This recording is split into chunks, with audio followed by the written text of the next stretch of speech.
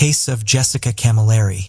Jessica Cameleri, the second daughter of Rita and Vince, an Australian Maltese couple, was born with a mild mental disability. Her IQ was between 55 and 60, placing her in the bottom 1% of the population. People with mild intellectual disability like Jessica learn to communicate and express themselves, but at a slower pace than others. They may take longer to develop skills like speaking, reading, writing, and math, but they can still adapt to daily life. Due to her condition, Jessica was slow in reaching developmental milestones like walking, talking, and coordinating movements. She started school much later than her peers, which made her a target for teasing, discomfort, and bullying from her classmates for being different. As a result, Jessica developed stress, anxiety, and anger, particularly towards females. She also struggled with intermittent explosive disorder, characterized by sudden repeated outbursts of impulsive, aggressive, and violent behavior, as well as angry verbal eruptions that were disproportionate to the situation. At school, Jessica exhibited aggressive behavior towards both students and teachers, including a notable incident where she punched a male student and refused to release her grip, leading to her indefinite suspension and subsequent confinement at home under the care of her mother, Rita, who received a disability pension to support her.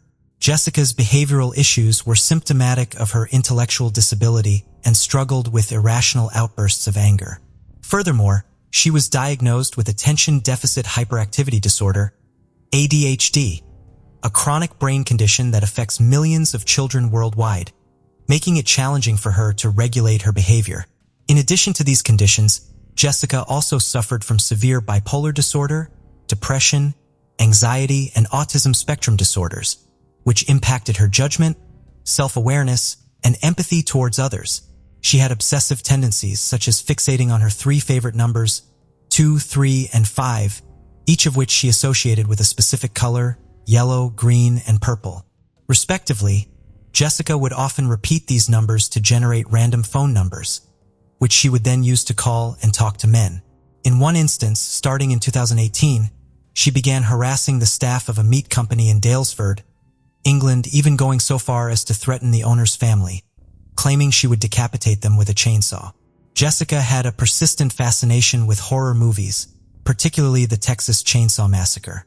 She would spend hours rewatching disturbing videos, and this obsession often led to furious outbursts when her mother, Rita, tried to restrict her access to these films. Jessica and her mother lived together in a house in St. Clair, a suburb of Sydney, New South Wales, Australia. Jessica's father, Vince, had divorced Rita during her teenage years due to the strain their daughter's behavioral problems had put on their marriage. Jessica struggled with low self-esteem and a childish, naive outlook, but she also displayed strong narcissistic tendencies. Deep down, she felt she was one of a kind and entitled to special treatment due to her mental disability. This occasionally led her to be exploitative and egocentric. Despite this, Rita remained devoted to caring for her daughter, acknowledging her issues, but feeling a strong sense of responsibility to look after and protect her. Rita even went so far as to reach out and apologize to one of the recipients of Jessica's harassing phone calls, confessing that she was at a loss for how to manage her daughter's behavior. Jessica was very close to her mother, who dedicated her life to taking care of her and meeting all her needs. Instead of sending her to a psychiatric institution for full-time care, her mother chose to keep her at home. In fact, Rita's life revolved around Jessica. The tragic event of July 20th, 2019 was not a standalone incident. In the 6 years leading up to it, Jessica had been convicted twice for assaults that caused actual bodily harm. She had also physically attacked her aunt and her sister's mother-in-law by pulling their hair. But she avoided jail time and was always placed in the care of her mother Rita, the one person who could tolerate her behavior. Jessica had also exhibited aggressive behavior towards women she encountered in the streets and shopping centers, lashing out at those she perceived as looking at her wrongly or making her feel ashamed. On one occasion, she was even barred from a doctor's office after becoming violent towards another patient in the waiting room due to paranoia.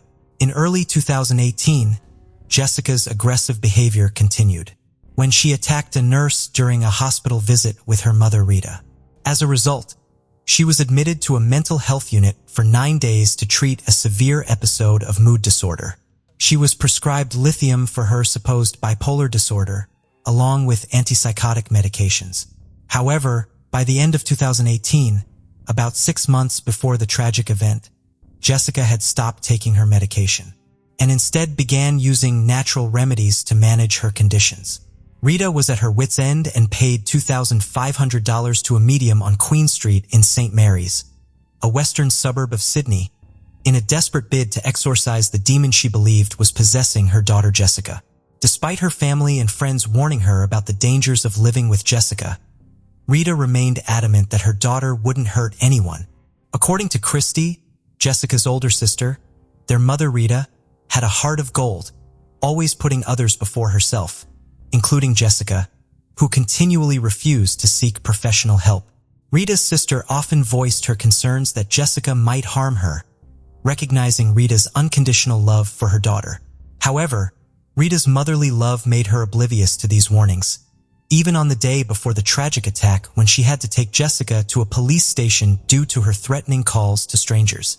Jessica felt humiliated by her mom in a parking lot after visiting her sister due to a stranger's brief presence. Later, when her mom refused to order food from Red Rooster, Jessica called the restaurant 3 times. She then demanded her mom call a doctor, but Jessica's erratic behavior scared him off. At wit's end, Rita called an ambulance to take Jessica to a mental health facility. On the night of July 20th, 2019, Jessica's most severe episode of rage was about to unfold. In a brutal attack, Jessica dragged her 57-year-old mother Rita by the hair to the kitchen of their own home. There, she savagely attacked Rita with 7 meat cleavers, 4 of which broke under the force of her blows. In total, Jessica stabbed Rita over 100 times in the head and neck, driven by a morbid curiosity fueled by her daily obsession with horror films. The autopsy revealed the full extent of Rita's injuries, which included massive trauma to her head and neck, and death by multiple stab wounds that resulted in decapitation at the second vertebrae in her upper neck. Furthermore, Rita's body showed over 90 defensive wounds, indicating that she was conscious for a significant part of the attack. Enduring extreme physical pain and emotional terror at the hands of her own daughter, whom she had lovingly cared for. Jessica's 4-year-old nephew, the son of her older sister Christy, was present during the attack. The boy had been in Rita's care for a few days due to Jessica's apparent improvement. However, he was forced to witness Jessica repeatedly stabbing his grandmother and ultimately decapitating her. When the boy tried to intervene, Jessica attacked him, causing a minor head injury. The traumatic scene was so disturbing that the young boy began vomiting in response. Jessica called the emergency number from her mother Rita's cell phone, confessing to her murder and claiming self-defense, stating that Rita had attacked her first. However, this was not true, and Jessica had actually committed the brutal act. In reality, after killing her mother, Jessica panicked and repeatedly stabbed Rita's lifeless body, ultimately decapitating her and inflicting over 100 wounds. She then dumped Rita's head in a nearby neighbor's front yard. When the police arrived at their St. Clair, Sydney home, Jessica was outside, her clothes stained with her mother's blood, holding a water bottle. She showed no remorse for her actions and was more concerned about her own fate. Jessica asked the police officers and detectives if it was possible to bring someone back to life after decapitation, believing in the possibility of medical miracles that could reattach her mother's head. The police officer responded that this idea was unrealistic, but Jessica insisted, thinking that doctors could perform miraculous surgeries and reattach her mother's head. She also inquired about the potential consequences of her actions, specifically asking if she would face the death penalty. Upon learning that Australia does not have capital punishment, Jessica felt relieved. Furthermore, Jessica confessed to the police that the idea of decapitating her mother came from the horror movies she obsessively watched. A police officer's body camera recorded a chilling conversation at the crime scene on July 20th, 2019, at 11:43 p.m. The first responders described the scene as one of the most horrific they had ever seen. The next day, July 21st, 2019, Jessica appeared in court but didn't apply for bail. A friend explained that this was not surprising, as Jessica probably didn't understand the bail process. After a trial that highlighted her long history of mental illness, Jessica was found guilty of manslaughter in December 2020. She had pleaded not guilty to murder due to her disability. In early 2021, Jessica was sentenced to a maximum of 21 years and 7 months in prison. She will be eligible for parole after serving 16 years and 2 months, which would be September 19, 2035. The prosecutor argued that Rita's brutal murder was the culmination of a lifetime of escalating violence by Jessica, which started with hair pulling and eventually led to a deadly explosive attack. The prosecutor also stated that Jessica posed a moderate to high risk of reoffending and remained a danger to the community. Christy, Jessica's older sister, said that Jessica had killed and butchered their mother, and for that she could never forgive her. However, Rita's sister held a different view, hoping that Jessica would get the help she needed and that Rita could finally rest in peace, knowing that Jessica was being cared for by a system that had failed her when she was alive. The judge presiding over the case offered counseling services to the jury members, recognizing that the disturbing evidence they had heard could haunt them long after the trial. The judge also admitted that selecting a jury for Jessica's trial was difficult, as many people were reluctant to participate in a trial involving such a disturbing crime. The judge described Rita's murder as one of the most brutal and cruel cases of homicide a court could encounter, emphasizing that the crime's severity was exacerbated by its occurrence in the victim's own home. Jessica's lawyer revealed that his client had expressed regret in a letter to her family after the crime. In the letter, Jessica accepted responsibility for her mother's death, acknowledging that Rita had not provoked her and taking blame for her actions. However, one of the psychiatrists who evaluated Jessica noted that she struggled to communicate through social gestures and displayed a relatively flat affect. The psychiatrist found no evidence of schizophrenia or hallucinations in Jessica. The conclusion was that Jessica's risk factors could only be managed in the long term with a comprehensive mental health support plan. Since entering prison, Jessica has persistently caused trouble. Only 2 months after her arrival, on September 9, 2019, she got into a fight with another inmate over food trading and threw a teacup at them. Although she was charged with assault in local court the next day, she did not receive any additional punishment. On October 14, 2019, Jessica attacked another inmate, which resulted in her being placed in solitary confinement in her cell for 5 days. On November 3, 2019, she disobeyed an order, and on July 31, 2020, she damaged property, incurring a fine of $200 Australian dollars. Jessica was involved in another assault on November 21, 2020. Which led to her being placed in solitary confinement for 7 days. In January 2021, she was convicted of common assault again, but did not receive any further punishment. Jessica has explained her behavior, saying that other prisoners make her life difficult, regardless of what she does or where she goes. She has also stated that prison life is tough and very different from the outside world. On May 15, 2023, Justice Peter Hamill of the Sydney Supreme Court rejected claims that Caleri's original sentence was too harsh, and that the judge who sentenced her had misjudged the severity of her crime. However, Justice Hamill did rule that Caleri should be resentenced, a decision supported by Justices Christine Adamson and Richard Kavanaugh. The basis for this decision was Caleri's bizarre behavior, including walking into the street with her mother's head, and asking emergency responders if they could reattach it, which demonstrated how out of touch with reality her actions were. After considering the opinions of multiple psychiatrists and a psychologist, Justice Hamill found that Caleri's intellectual disability and autism spectrum disorder meant she only had a basic understanding of what was morally wrong. As a result, he ordered that she be resentenced to 16 years in prison, with a minimum of 12 years before being eligible for parole. Jessica Bagjin was born May 3, 1979, and lived with her parents in the small town of Sitka, Alaska. Sitka was a place known for having little to no crime. As a teenager, she enjoyed listening to Willie Nelson, loved to cook.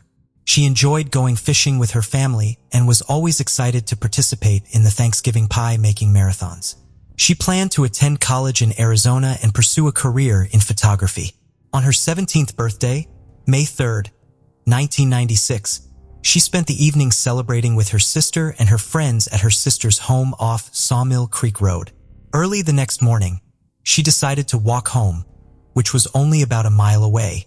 Her parents woke the next morning to find that she never made it home, and her father then reported her missing to the Sitka Police Department.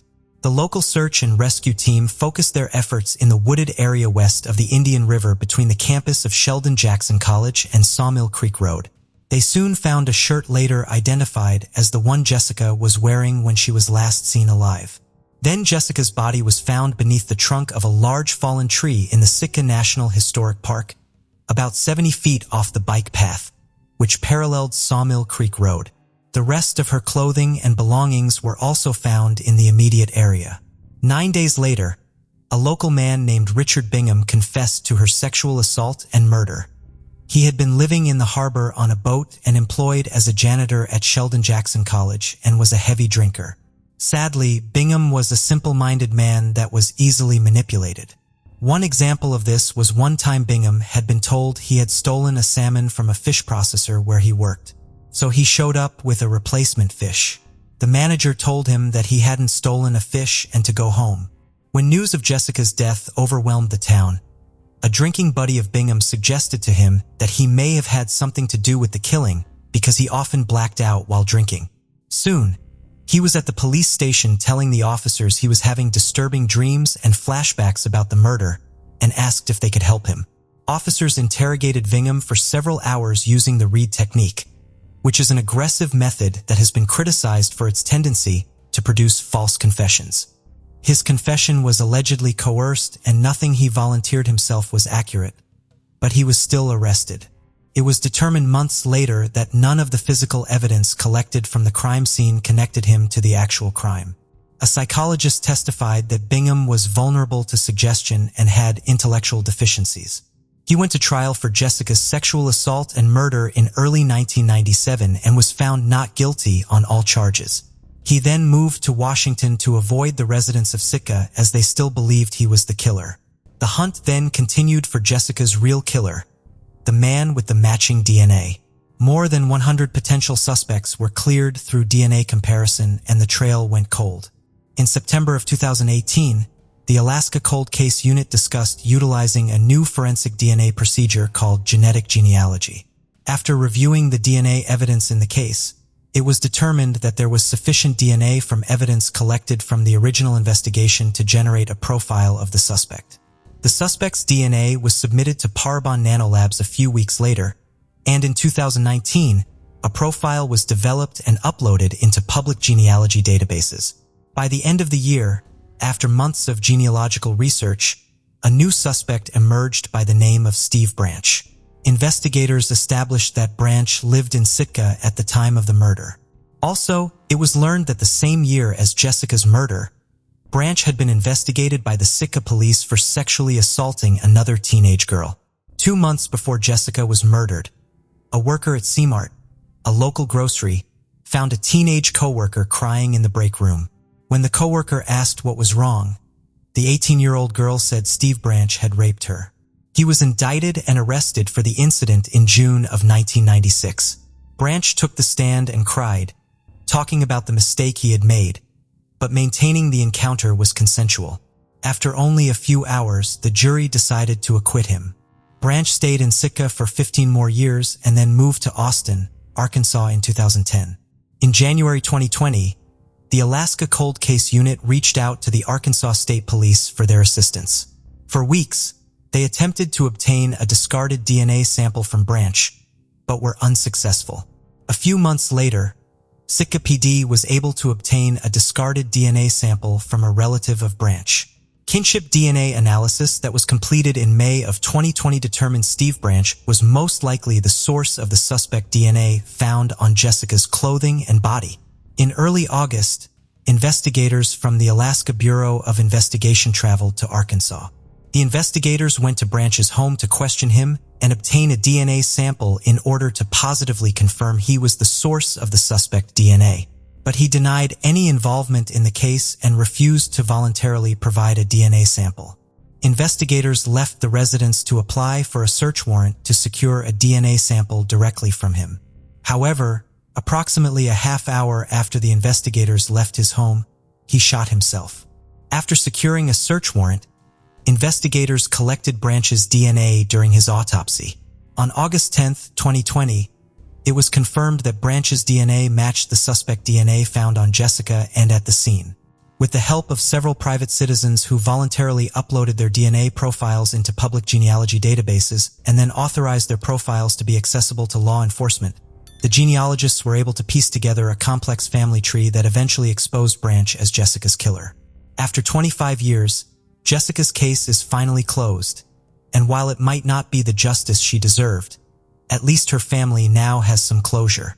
Darlene Crashik was born August 22, 1966 in Maryland to Paul and Betty.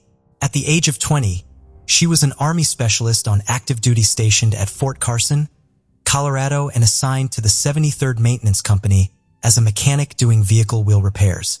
On March 27, 1987, 2 officers from the Colorado Springs Police Department found her body while on routine patrol about 5:20 a.m. behind the Korean Club restaurant in Colorado Springs, Colorado.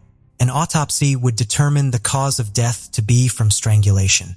The night before, she had gone to a club called Shuffles with other soldiers where she spent the evening drinking and dancing.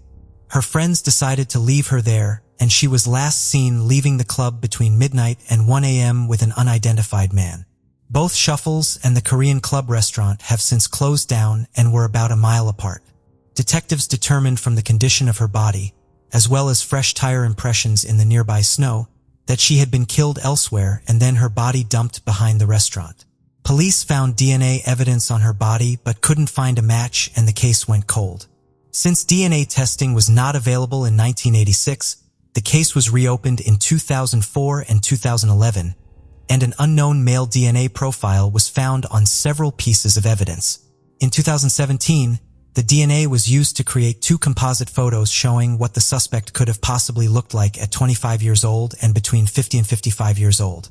Based on the genealogy information, the Criminal Investigation Command would hit on a name in the database, Michael White. White is a retired soldier who was stationed at Fort Carson at the time of her murder.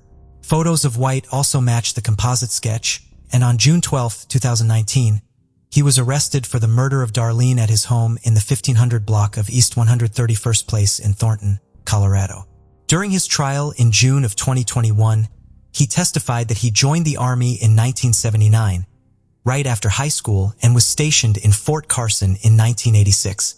White said while stationed in Colorado Springs, it was common for Fort Carson soldiers to visit the Korean Club restaurant and Shuffles to drink beer and dance with women. He said in 1987, he lived off base with his then-wife, Hilda. He denies murdering Darlene and claims to not know how his DNA got on her or the wire hanger used to strangle her. He did admit to drinking and partying a lot during that time at the bar Darlene was last seen at and the place where her body was found. He also admitted to dancing and going home with a lot of women, but said he did not remember Darlene or recognize her in the photos. On June 25, 2021, Michael White was sentenced to life in prison without parole for the torture, murder, and sexual assault of Darlene, and her parents were finally able to see their daughter receive justice after 34 long years.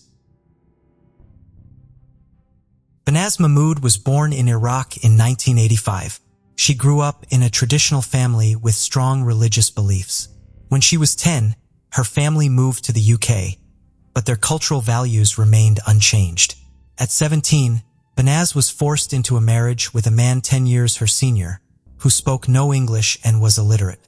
The marriage was marked by physical and emotional abuse, which Banaz endured for 2 years before finally finding the courage to leave. Despite her family's disapproval, Banaz started a new life and met a man named Rahmath Soleimani, with whom she fell deeply in love. However, their relationship was kept secret due to the cultural taboos surrounding romance outside of marriage. Tragically, Banaz's family was not willing to let her move on from her past. On January 26, 2006, Rahmath reported Banaz missing to the police, but they didn't take the report seriously, convinced that she was just staying with friends. However, Rahmath persisted, and eventually the police were forced to investigate. Banaz's family had a sinister motive for their behavior, which would ultimately lead to devastating consequences. However, Banaz had found love and happiness with her boyfriend, Rahmeth. They had dreams of getting married, having children, and building a happy family life. These fantasies were Banaz's joy and kept her going despite her family's hatred and aggression towards her. Her family had never accepted her husband, and in early October 2005, Banaz noticed that she was being followed by people sent by her father. On October 10, 2005, Banaz went to the police and told them about her life with her husband, the injuries she had suffered, and the surveillance she was under. She shared her fears for her safety and even her life, but the police did not take her statements seriously. For about 2 months, Banaz and Rahmeth met secretly, but in early December 2005, they were spotted by people from her clan. This led to a council of male relatives gathering at her family home, where it was decided that Banaz should be killed to restore the family's honor. Banaz overheard this conversation and reported it to the police, but they again did not take her words seriously. 2 weeks later, Banaz's father tricked her into going to a relative's house, where she was attacked. She managed to escape and went to the police, who took her to the hospital. After being discharged, Banaz went to live with Rahmeth. However, by mid-January 2006, Banaz's family began urging her to return home, to mend their relationship and discuss her marriage to Rahmeth. Despite her fears, Banaz agreed to go back to her father's house, believing that her mother would protect her. Before Banaz Mahmoud returned to her family's home, she visited the police station to report her concerns and name individuals who might harm her.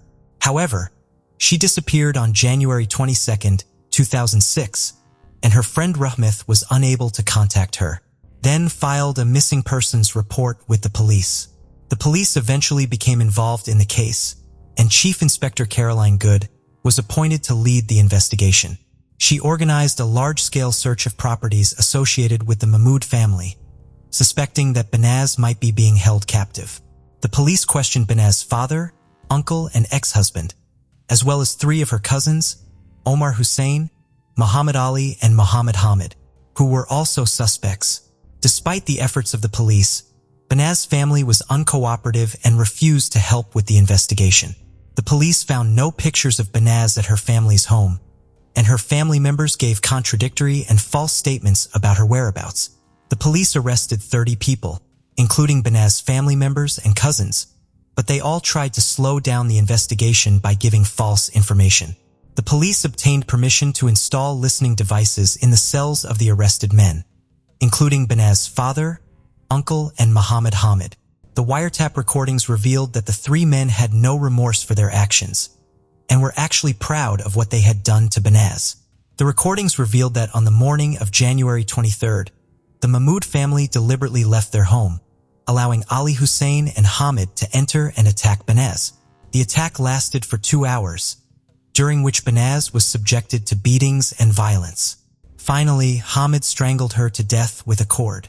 The wiretap recordings also revealed that Banaz's cousin, Muhammad Hamid, had been involved in the attack and had threatened Rahmeth, which became a turning point in the investigation. The police were horrified as they listened to recordings that detailed the brutal murder of Banaz and the perpetrators' proud descriptions of their actions. The investigation revealed that Banaz's body had been stuffed into a suitcase and taken out of London to a derelict house with a garden in Birmingham. Caroline Good, a detective, matched the information she received with the movement data of the arrested phones and determined the search area. Despite the vastness of the area, the work could take a long time, but the criminals themselves helped the investigation by being talkative and reveling in their actions. During the conversation, one of them mentioned putting a freezer back in its place, which gave Caroline a key lead to follow. A police helicopter was dispatched to search the area, and while circling, it spotted a house with a pile of trash in the backyard, including a white oblong object that looked like a freezer. When the police inspected the area, they started digging in shifts. As they dug, they eventually reached a depth of about shoulder height. At this point, they were about to give up. But then Caroline Good recalled the words of Muhammad Hamama, who had bragged about burying Banaz so deeply that she would only be discovered if someone tipped them off. Caroline convinced the team to extend the search for 1 more day, and late in the evening of April 28, 2006, the suitcase was found. Banaz's remains were in extremely poor condition, and only dental records and DNA samples could be used to identify her. Her body was folded into a fetal position and hidden in a suitcase, buried under a freezer in the garden of a house in Birmingham. On May 1, 2006, the suspects were charged, but they showed no remorse and were convinced they had done the right thing.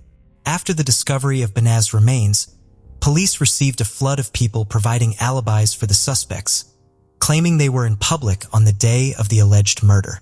In total, 50 people were involved in Banaz's death, and Caroline Good felt anger, disgust, and contempt for the men who participated in the murder. The case eventually went to trial in March 2007, and the prosecutor described the crime as a cold-blooded and heartless execution ordered by Banaz's father and uncle. In June 2007, a jury found all three guilty and sentenced them to life imprisonment with minimum terms ranging from 17 to 23 years. The judge condemned the crime as barbaric and heartless, saying that the father had put his status in society above the life of his own flesh and blood. Muhammad Ali was arrested in Iraq in April 2006 for a crime against a young woman named Banaz Mahmood. The London police worked to extradite him to the UK. In June 2009, Ali was extradited and eventually sentenced to life imprisonment, with a minimum term of 21 years. The last of the 5 perpetrators, Omar Hussein, was hiding in the Iraqi countryside. In December 2009, he got into an argument with his brother and was shot in the leg. He was taken to the hospital where the police arrested him.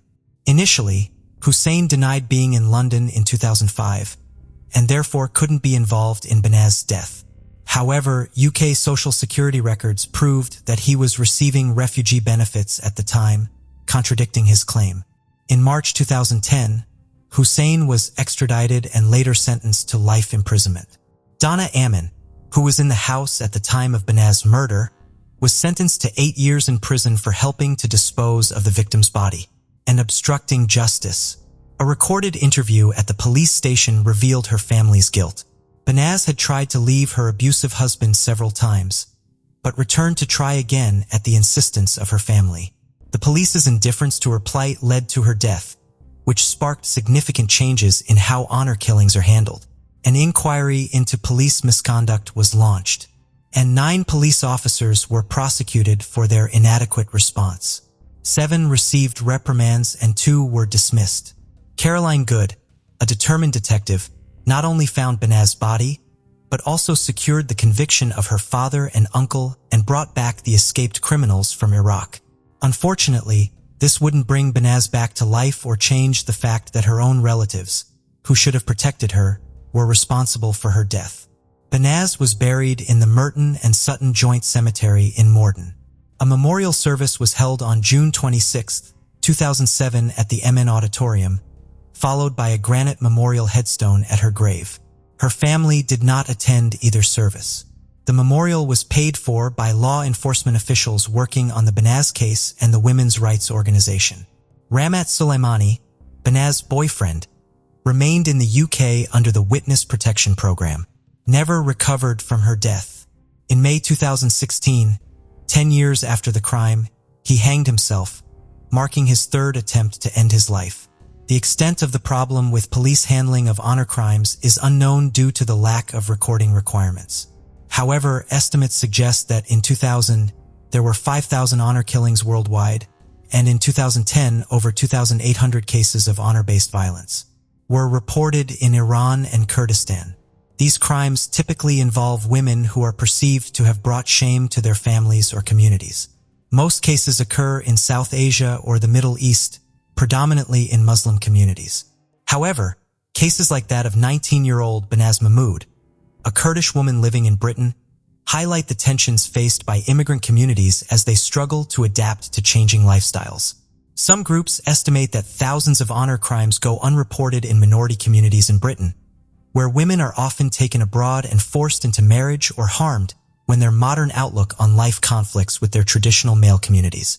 Banaz Mahmood, who was murdered in 2006, is a tragic example of this. Her older sister Beal urges other women in similar situations not to be afraid to seek help before it's too late. Even today, Beal lives in fear for her life, hiding her identity behind a long black veil that covers her entire body and face, except for her eyes. The story of Banaz Mahmood is a stark reminder that women who try to escape or live a secret life are constantly in fear of being found and punished. The Metropolitan Police team that investigated Banaz's murder and brought those responsible to justice was awarded for their work in detective investigation. A crucial piece of evidence was a videotape that captured Banaz's nervous testimony, in which she described the violence and oppression she faced at the hands of her abusive husband and the intimidation she suffered from men on the street. She warned of her impending death due to the shame she had brought upon her family. Unfortunately, her warnings were ignored, and she was ultimately killed. Today's case will take us to Fort Wayne, a city located in northeastern Indiana. With a population of more than 250,000 people, it is the second most populous city in Indiana. Fort Wayne's economy in the 21st century is based on distribution, transportation, and logistics. The city also boasts one of the country's best zoos, a popular hands-on science center, great wedding venues, and a famous theater, amongst other things. Noel was born on June 28, 1991, and was 25 years old as of 2017. Brian, on the other hand, was born on July 7, 1987, in Fort Wayne, where he grew up with his sister, Amber Nicole Lash. Those who knew Brian when he was little described him as someone who was always getting into trouble. It's not clear when Brian and Noel met and got married. However, they both lived together in an apartment located at 4811 Weiser Park Avenue in Fort Wayne. Brian and his wife Noel had a young son who they named King Richard. In addition to this, Brian also had two daughters named Olivia Joyce Lash and Alexis Marie Lash, but whom he had them with remains unclear. To put food on the table, both Noel and Brian were involved in the selling of marijuana. The drug deals were usually done in locations far away from their home. However, these deals were sometimes conducted within their home. It was a risky business, as the drug trades often brought them in contact with all sorts of dangerous people. Brian and Noel were well aware of the dangers, but the profit they were making from the business kept them going. However, things got really messy when they least expected it. On June 9, 2017, Noel and Brian decided to organize a party at their home. It wasn't something big, but was more of a get-together. What the couple had in mind was to invite a few family members and friends over for a barbecue and then watch the Cleveland Cavaliers and Golden State Warriors basketball game that was happening that evening. They also planned to use the opportunity to sell marijuana to those who wanted to purchase it. It was a good plan for them, as it would give them a chance to kill two birds with one stone. They began to make preparations, an expectation of their visitors. Once the evening came around, those that they had invited began to gradually arrive, and pleasantries were exchanged. Amongst those who showed up were Noel's sister and her boyfriend. A friend of the couple, known as Dustin Neal, was also one of those who attended the party. Noel and Dustin had known each other since they were kids. At around 9 p.m., the game which they had all gathered to watch began, and they all sat down with plates of barbecue and bottles of drink in hands to enjoy it. The atmosphere became increasingly noisy due to the noise made by the men whenever their favorite team scored. In the end, the game ended with the Cavaliers winning. It was already late by this time, and the guests began to take their leave one after the other. And Dustin also announced his departure and bade the couple goodbye. The people who remained were Noel's sister and her boyfriend. With nothing left to do, someone suggested playing a card game, and the rest agreed to it. They all sat down to the game and in no time were engrossed in it. Several hours went by, and it wasn't until 3 a.m. that they all decided that they had had enough. Noel's sister and her boyfriend then took their leave. Due to how exhausted Brian and Noel were, they went straight to bed, telling each other that they would clean up the next morning. They had also made plans to meet up with Noel's sister and mother for the New Haven Canals Day, an annual festival with plenty of family fun and entertainment. A few minutes before 10 a.m. on June 10, 2017, Noel's sister and her mother, Kimberly Gomez, arrived at Brian and Noel's home to check up on them. They had earlier called the couple's mobile phones to remind them of the plan they had made concerning the festival, but neither of them had picked up. Their thought was the two were likely tired from the previous night's party and had overslept. Noel's sister and Kimberly knocked on the front door of the house, but got no response. It was dead silent, except for the noise made by nearby birds, as well as the sound of vehicles in the distance. After knocking and calling out the couple's name to no avail, they decided to try the door and discovered that it was unlocked. They stepped into the unusually silent home and immediately knew that something was wrong.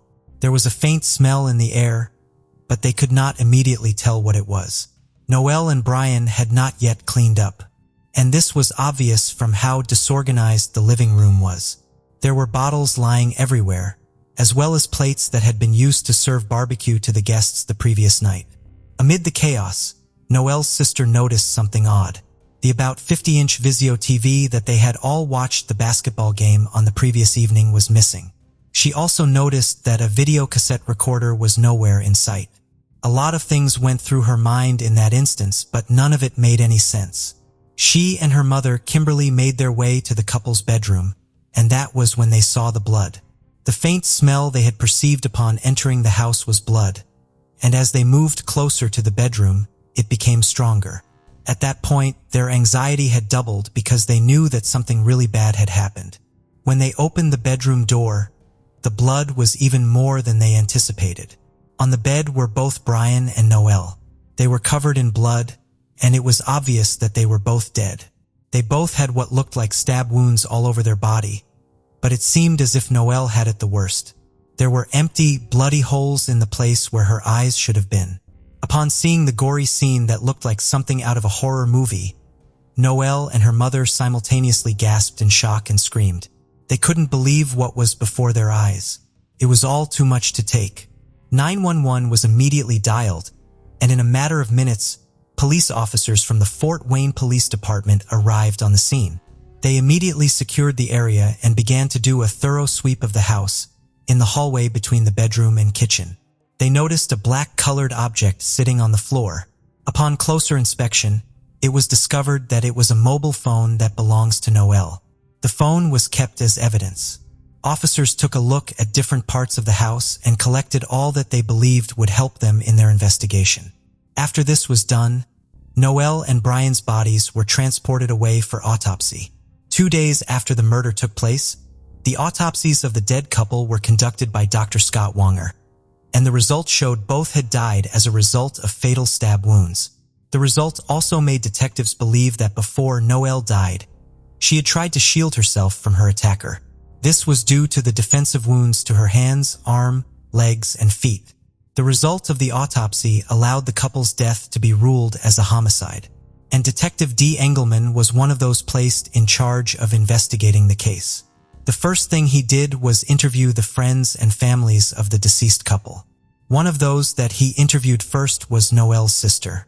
When asked about what she knew, she told the detective about the party that had been organized the night before the murder and stated the number of people that had been present.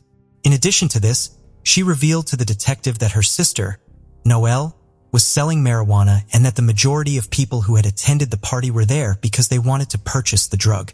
She also mentioned the missing TV and VCR she had noticed. On the 14th of June, 2017, detectives decided to take a closer look at the items that had been taken from the couple's home. They knew these items could potentially provide the answers that were needed to solve the case. Noel's black mobile phone, which was found in the hallway, was examined for fingerprints. The process was carried out by latent print examiner Pam Shannon. Noel's fingerprints were found all over the phone. However, another fingerprint that did not belong to her was also found on it. Even though it was a partial fingerprint, detectives were not discouraged, but began working round the clock to find a match. At first, they speculated that the fingerprint might belong to Brian, but after checking through their database, they quickly discovered that they were wrong. The fingerprint belongs to 30-year-old Dustin, the couple's friend. Detectives realized that Dustin was among the people they had not interviewed and decided to do just that. The interview was conducted on June 17, 2017, which was a day before both Noel and Brian's bodies were laid to rest. What detectives saw Dustin sat down for an interview with them was a man who was still mourning the loss of his friends. When questioned, Dustin revealed that he had known Noel and her sister for about 20 years, and went on to talk about the good times they had spent together. He told detectives that he was often at Noel and Brian's house due to how close he was with them. When asked about the drug trade the couple was involved in, he responded that he was aware of it. Dustin also said that Noel had about 2 to 3 pounds of marijuana, which was worth a lot of money. But according to him, no drug deal occurred on the night of the party. He also told Detective Engelman that after leaving the party, he had gone straight to his mother's house, also located within the city. He had not stayed there for long, and had later gone on to a friend's trailer in New Haven, and that was where he spent the night. After all this, Detective Engelman had one final question for him. He looked Dustin in the eyes and asked if he went back to Noel and Brian's apartment after leaving that night. Dustin responded that he hadn't, and with this, he was allowed to go home. Detectives decided to interview the friend whose trailer Dustin claimed he had spent the night at. On the 20th of June, 2017, which was 10 days after the murder, Dustin's friend was interviewed by detectives, and he was able to confirm that all that Dustin had said was the truth. He told them that he had been at work when Dustin arrived at his home, but he was able to get in because he had a spare key. With this, detectives had no further leads in the case, and the heat of the investigation died down. Dustin remained on the police's radar. They strongly believed that he knew more than he was telling them. However, due to a lack of solid evidence, they could only watch and wait. It would take more than a year for the investigation to pick up once again.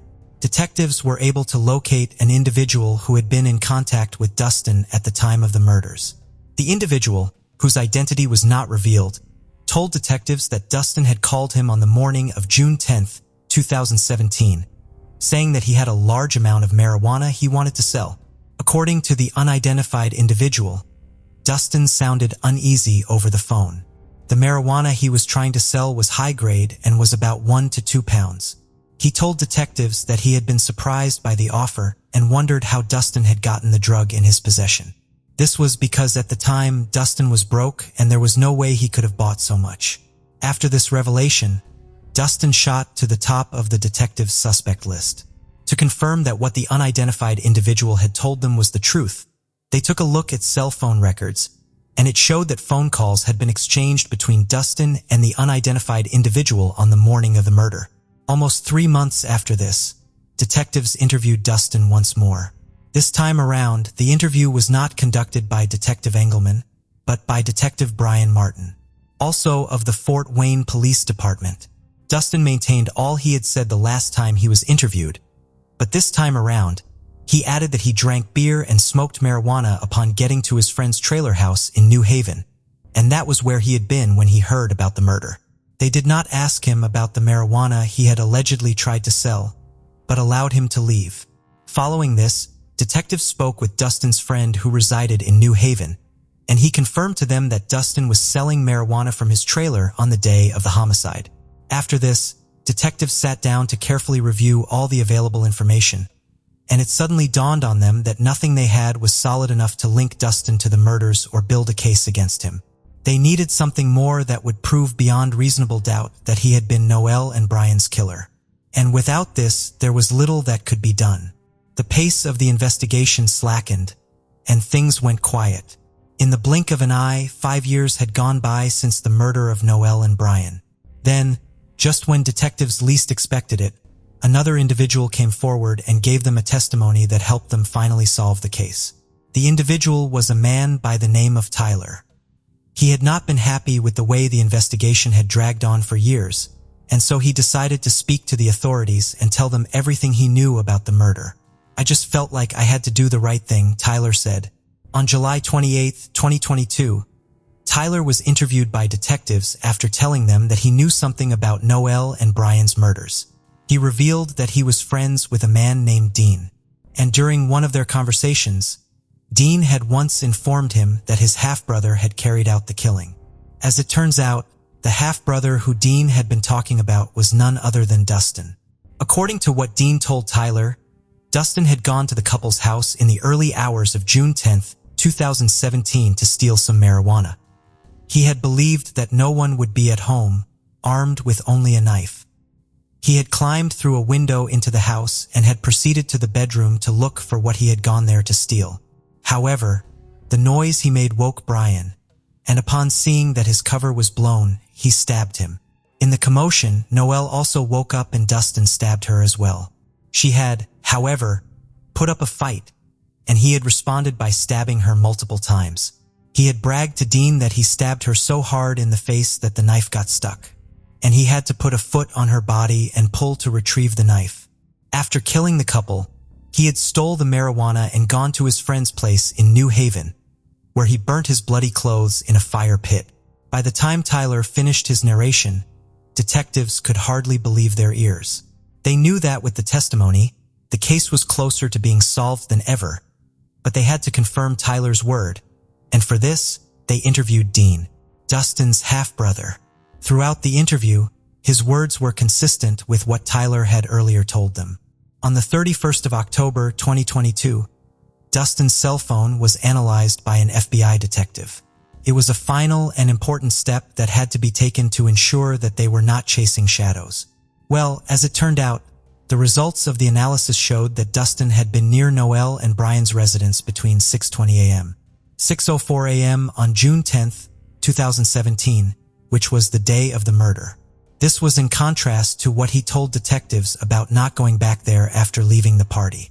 In December 2022, officers arrested Dustin in Wells County and charged him with 2 counts of murder, 2 counts of felony murder, and 2 counts of robbery resulting in bodily injury. Detectives are pleased that they had finally brought the case to a close by making the arrest. They were also grateful for the witnesses who came forward and provided crucial information that was helpful to the case.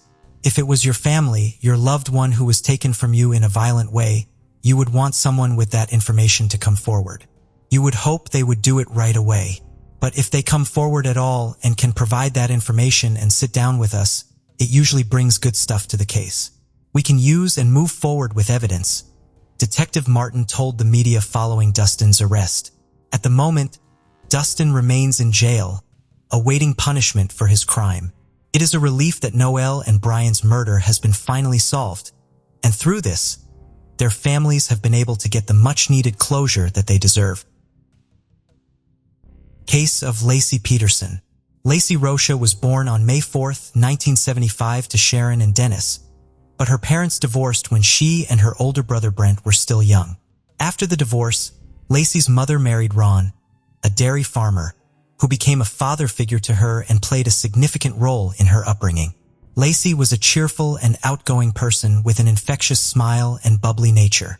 She loved talking to people and was always eager to engage in conversations, which made her a natural attention seeker. She thrived in social situations and was known for her ability to light up a room with her presence. Growing up on a dairy farm, Lacy developed a strong connection with nature. She spent much of her childhood exploring the outdoors and enjoying the beauty that surrounded her. One of her favorite activities was gardening with her mother, which became a source of joy and fulfillment for both of them. Lacy's love for gardening would later influence her interests and career choices as an adult. Lacy was a cheerleader at Thomas Downey High School, which was a great fit for her outgoing and bubbly personality. She made a strong impression on her school and became the ideal cheerleader.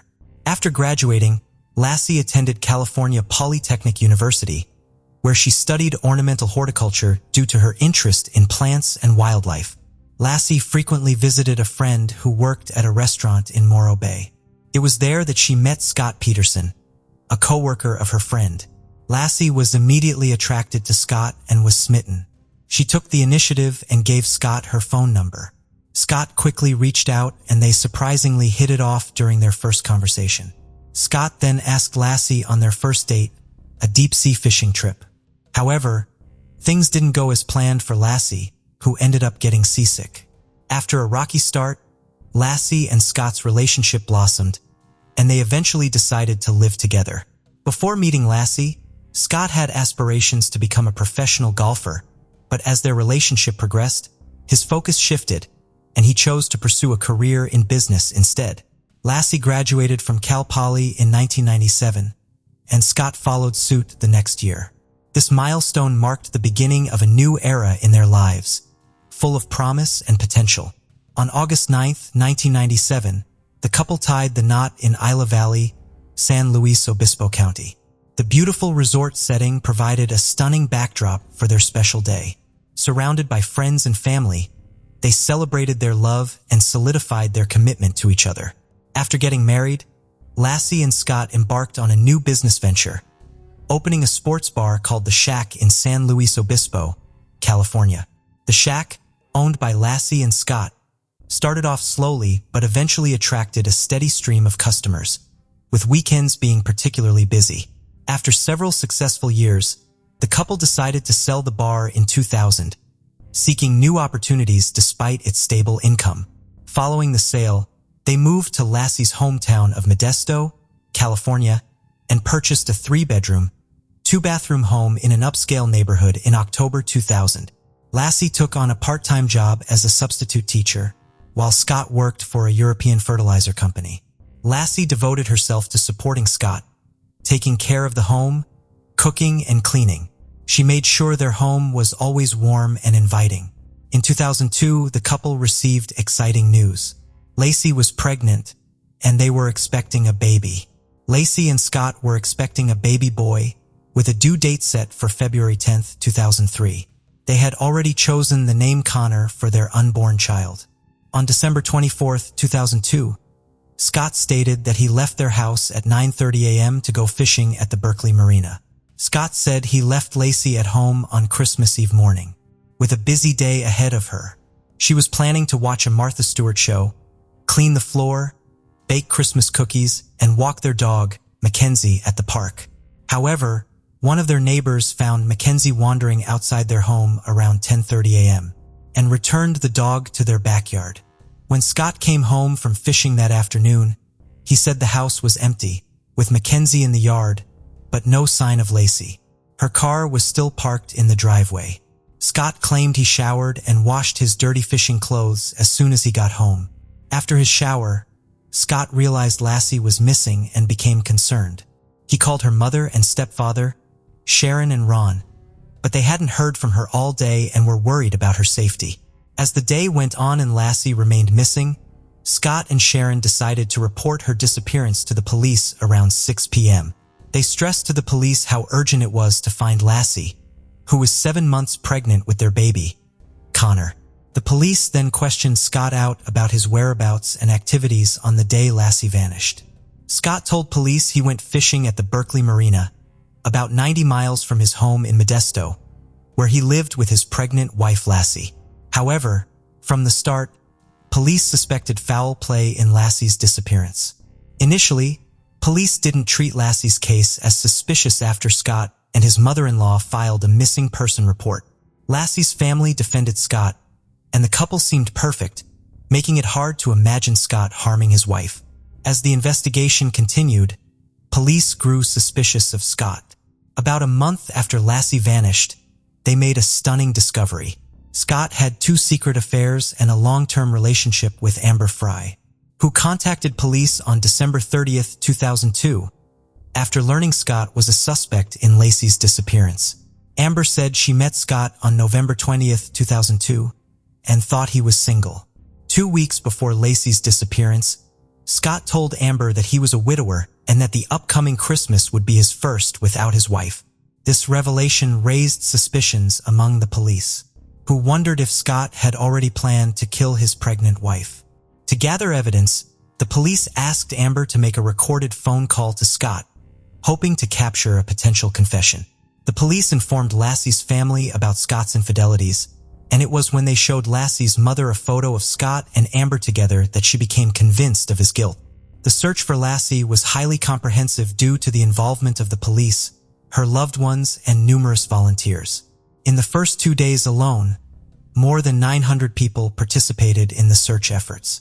During a press conference, a police officer working on Lacy's case raised concerns that she may not have left her house voluntarily on December 24, 2002.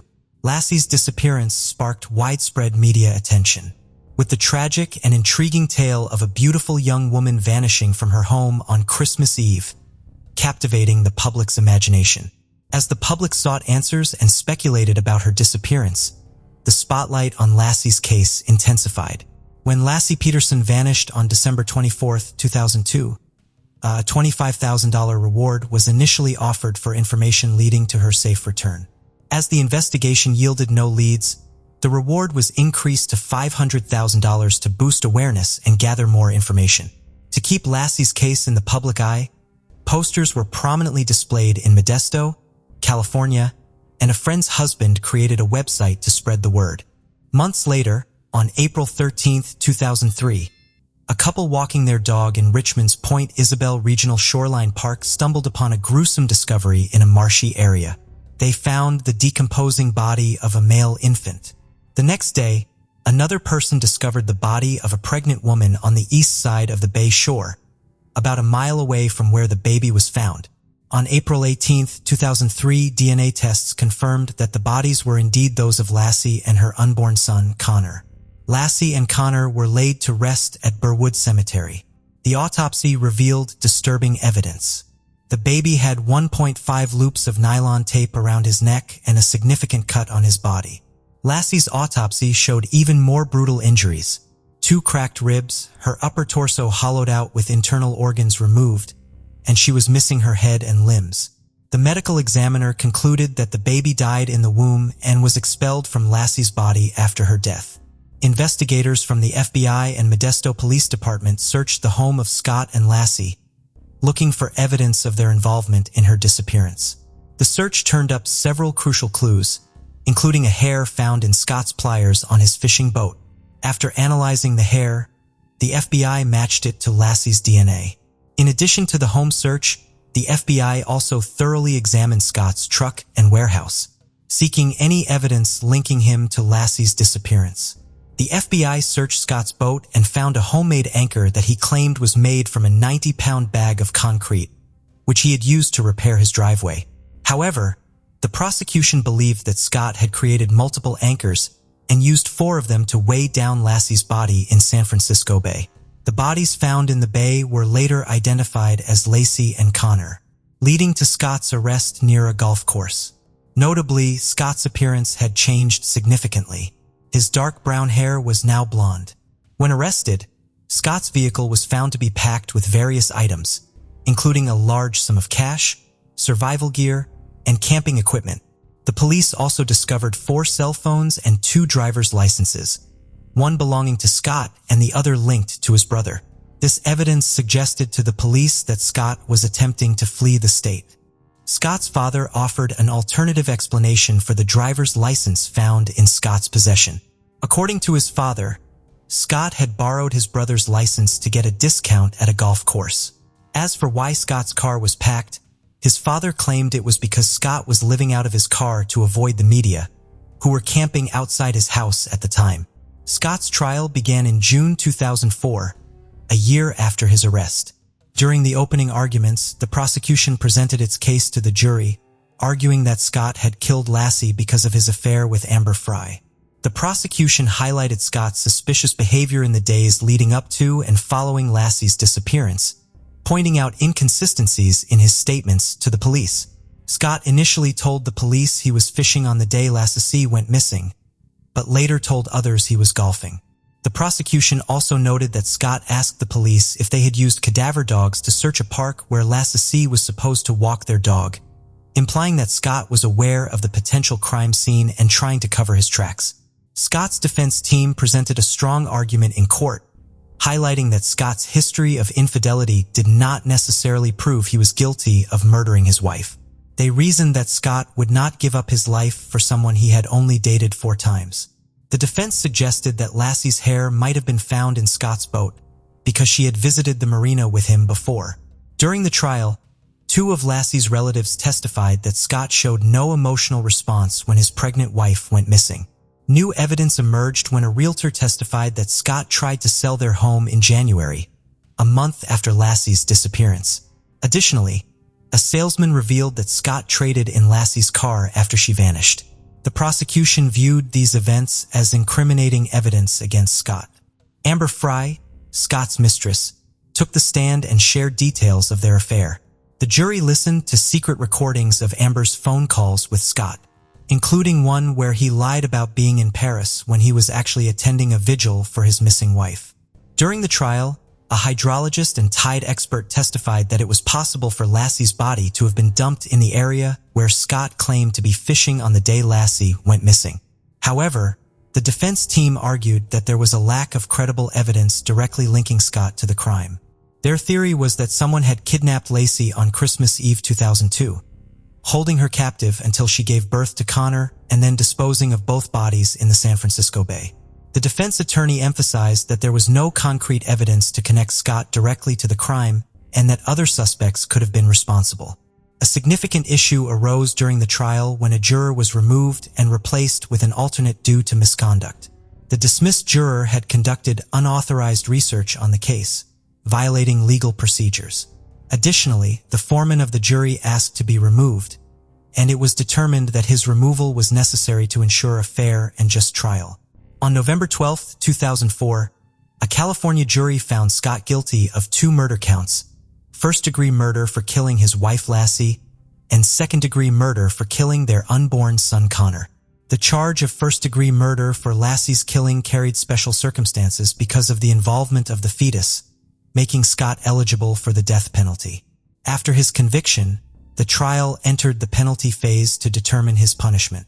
In this phase, the jury considered various factors, including Scott's prior criminal history, circumstances that aggravated the crime, and circumstances that mitigated it. The jury unanimously agreed that Scott should receive the death penalty. After reviewing the evidence, the judge upheld the jury's verdict. He concluded that Lacy's murder was cruel, uncaring, heartless, and callous, which led to Scott being sentenced to death. As is automatic in such cases, the sentence was appealed, and the California Supreme Court heard the case in June 2020. During the appeal, Scott's lawyers presented several arguments. They claimed that some potential jurors were unfairly dismissed, that 2 jurors were improperly allowed onto Scott's boat, and that the trial should have been moved to a different county due to biased questionnaire results, which showed that almost half of the potential jurors thought Scott was guilty before the trial even started. The state counted that there was no evidence to support the claim that any juror was unfairly dismissed, and that none of the 12 jurors who ultimately decided Scott's fate were biased. In August 2020, the United States Supreme Court upheld Scott's conviction, but overturned his death sentence. In 2004, a judge resentenced Scott to life in prison without parole, which led to his transfer from San Quentin State Prison to Mule Creek State Prison in Ione, California. Around the same time, on April 1, 2004, President George W. Bush signed the Unborn Victims of Violence Act, UVVA, into law. Lacy's mother and stepfather attended the signing ceremony. Lacy and Connor's law was designed to provide legal protection for unborn children in cases where their mothers were victims of violence. The legislation recognizes the unborn child as a separate legal entity from their mother, making it a crime to harm or kill the unborn child during an attack on a pregnant woman. The law acknowledges that an unborn child is a victim of violence and deserves the same rights and protections as any other human being.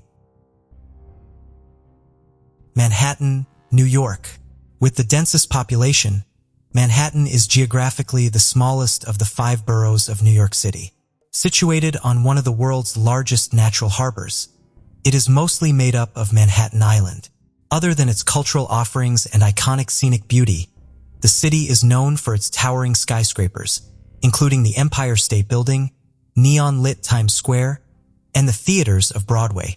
Even with such a reputation, the Inwood area of Manhattan became a subject of grim headlines after the discovery of human remains in the summer of 1991.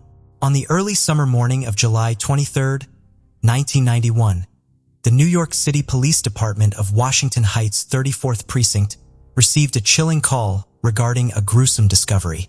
2 construction workers were repairing a southbound lane along the Henry Hudson Parkway, about 40 miles off of Dickman Street in Manhattan, New York, when they noticed a foul odor from the wooded embankment area off the road.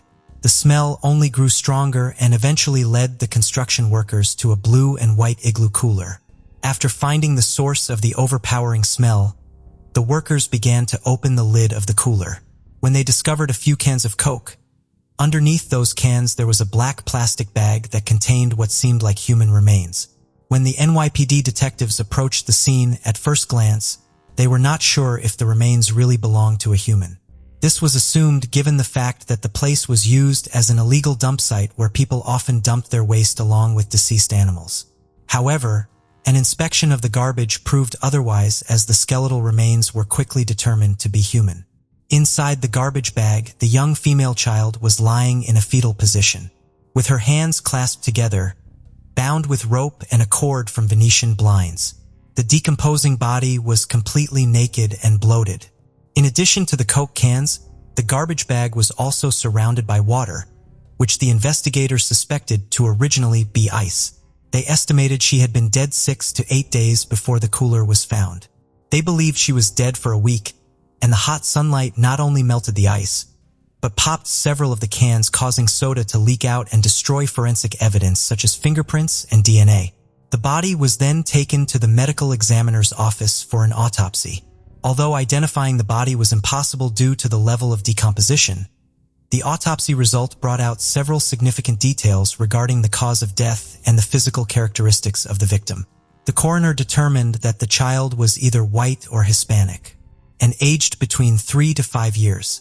She had long, wavy dark hair, which was pulled back in a ponytail. The child was also believed to be extremely malnourished, weighing only 28 pounds, which was quite low compared to children of her age. The report also indicated that the young girl had been sexually abused and died on or about July 18, 1991, as a result of asphyxiation. Without a doubt, the findings suggested that the little girl was regularly tortured before her short life came to an abrupt end. Unfortunately, no other clue was found that could lead to the identification of the poor child. Clearly, the NYPD detectives were landed with the daunting task of not only identifying the victim, but also tracking down her killer. In the neighborhood of Inwood, Manhattan, which was considered to be a place of rampant crimes, this crime stood out as a symbol of sheer brutality.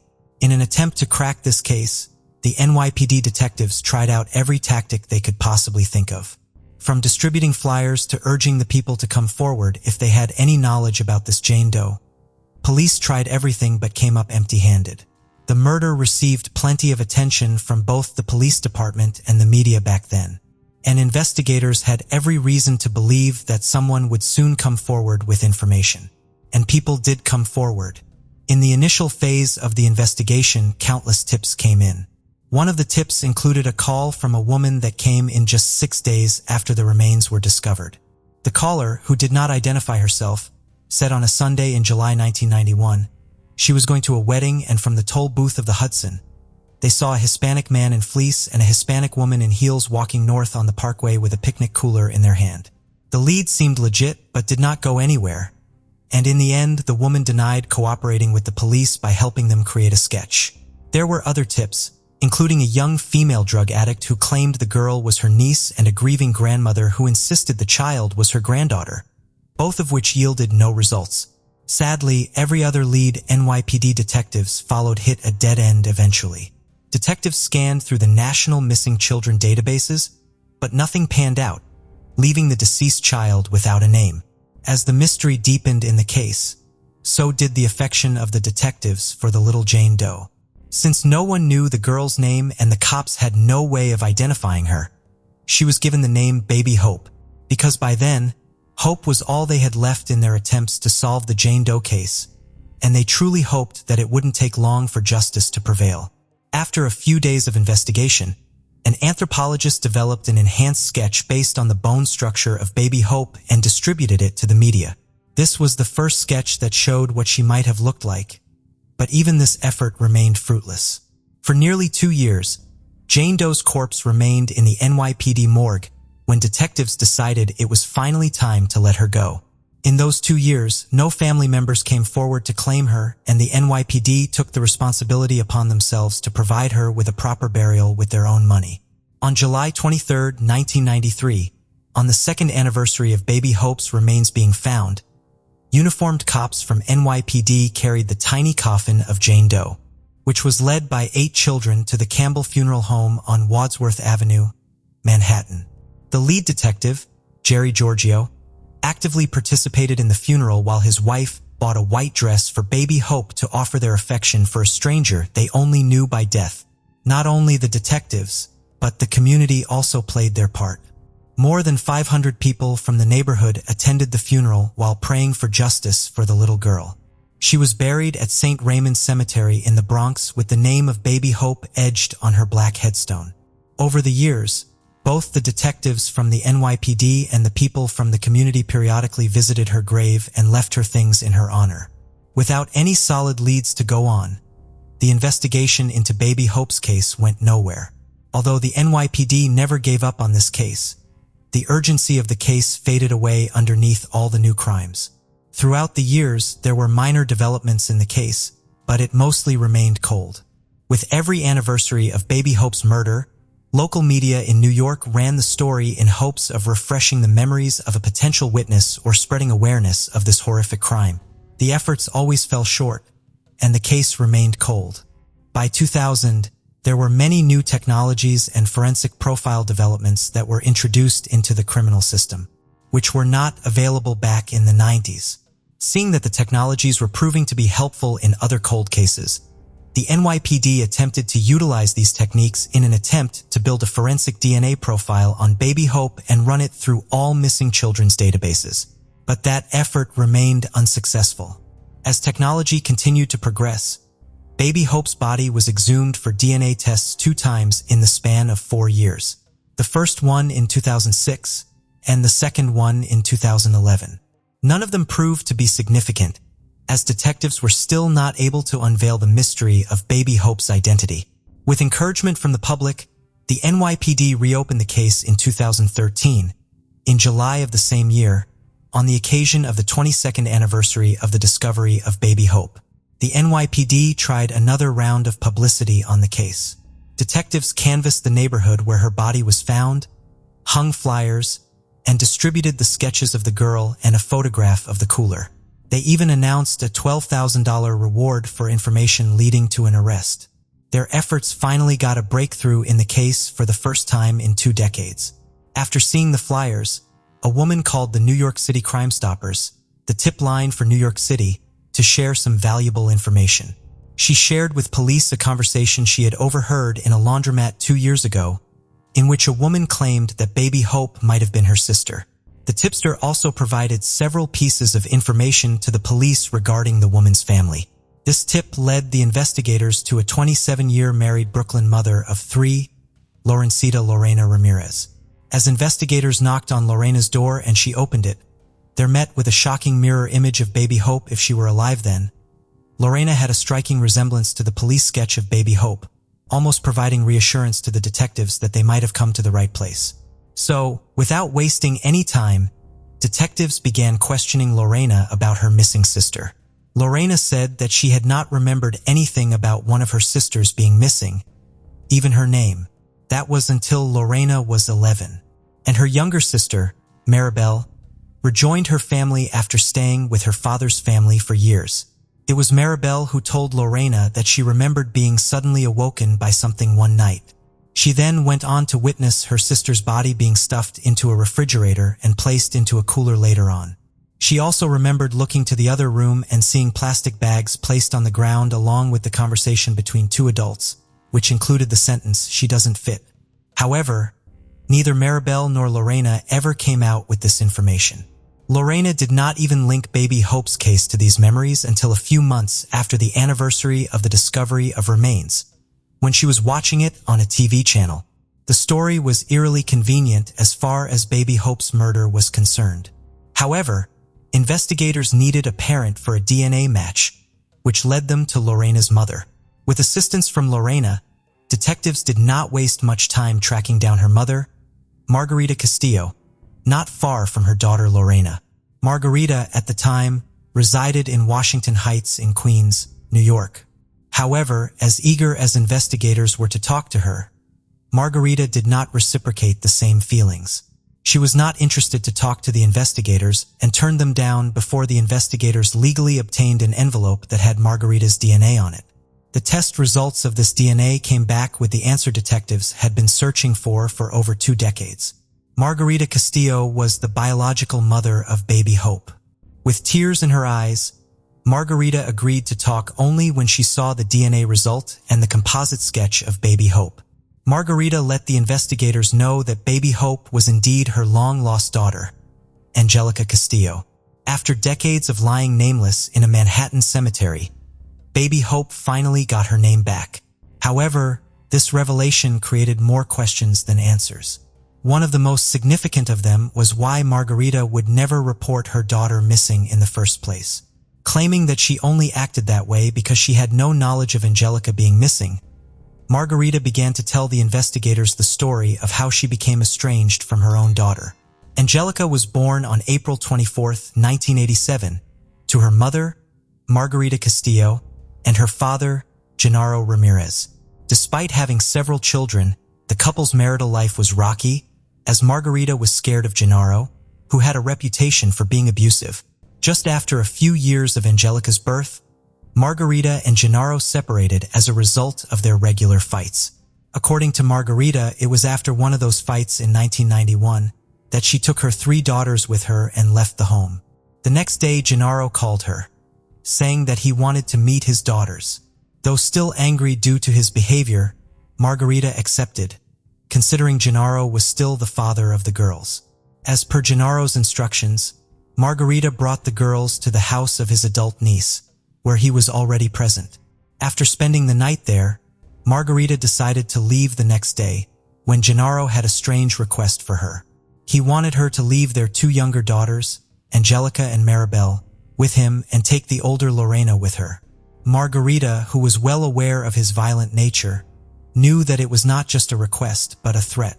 Despite not agreeing to the arrangement, Margarita left her younger daughters with him.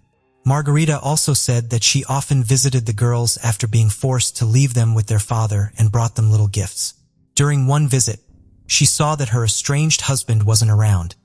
She asked the niece, Velvina Juarez Ramirez, if she could take her kids back, which Velvina rejected, saying that her uncle would be upset if she let the kids go.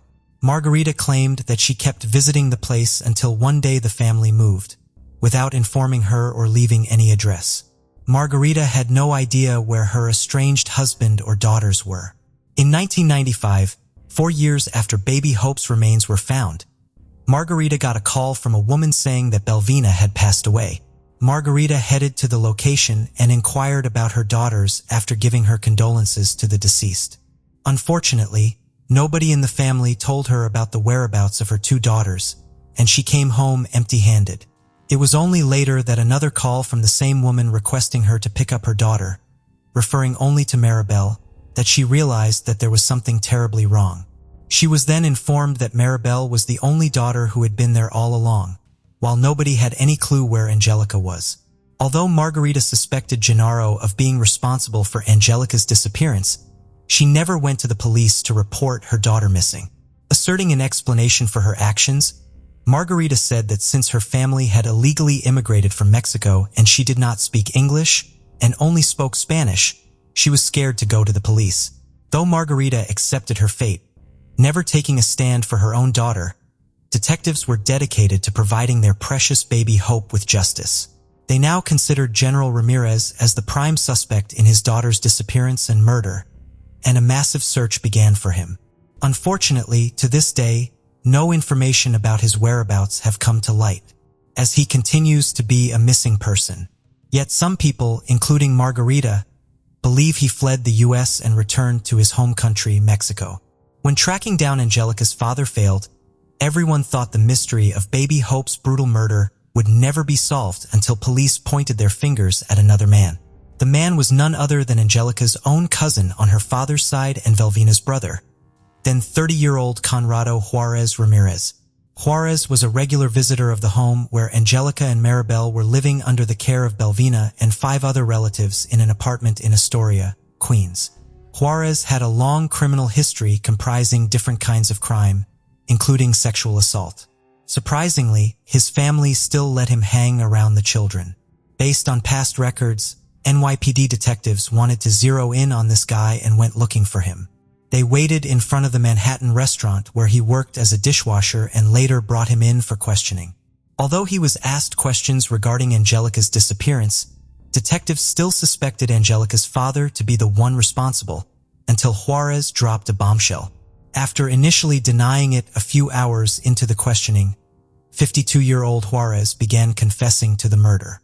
He revealed that in July 1991, he was visiting his sister, Belvina, in her Queens apartment, when one night he came back to find 4-year-old Angelica in the hallway in the middle of the night. Angelica was seemingly looking to go to the bathroom when Juarez took her by the hand into his room and she went with him. At some point, Juarez claimed that alcohol made him lose control and he tried to sexually molest her, and she started screaming. To keep her quiet, Juarez bound the little girl to the table, which was often done to her to stop her from getting food or water. He claimed that he did not intend to harm her and only suffocated her to stop her from crying. He then took a pillow and suffocated her until she went motionless. After he was done, he summoned his sister Belvina, who was in another room. Shocked by the incident, she began yelling at him, before quickly deciding they had to get rid of the body instead of notifying the police. Juarez claimed that it was Belvina who gave him a cooler that was in the garage, and had a conversation about how they would fit the girl inside it, the very conversation Maribel had heard that night and later revealed to her sister. After binding Angelica's hands and feet, Juarez stuffed the lifeless body inside the cooler, almost in half, and placed Coke cans over it, so that it wouldn't look suspicious. The pair then hailed a cab from Astoria to Washington Heights and disposed of the cooler in the wooded area. It was later discovered. Eerily, Juarez's confession perfectly aligned with the tip where a woman saw a Hispanic man and a Hispanic woman carrying a cooler a few days before the discovery, suggesting it was legit all along. Hoping that the remains would never be discovered, the pair parted their separate ways, never to talk about this again. In 1995, Belvina died, taking the disturbing secret to her grave, while Juarez went on with his life as if nothing happened. In this interview with police, Juarez also revealed that Angelica was mistreated and tortured at the hands of Belvina and her family on a regular basis for the last 2 years of her life. From starving to being harshly punished, the little girl went through an unspeakable amount of suffering in her already short life. It was finally time for her to get justice as investigators took Juarez into their custody and charged him with first-degree murder. Police would later learn that at one time when Margarita demanded that Juarez let her see her girls, Juarez responded by saying that when he returned from Mexico, there was only one girl and that the other girl was dead. Detectives who had held baby Hope close to their hearts all those years were disgusted by the fact that even after that, Margarita never went to the police or looked for her daughter.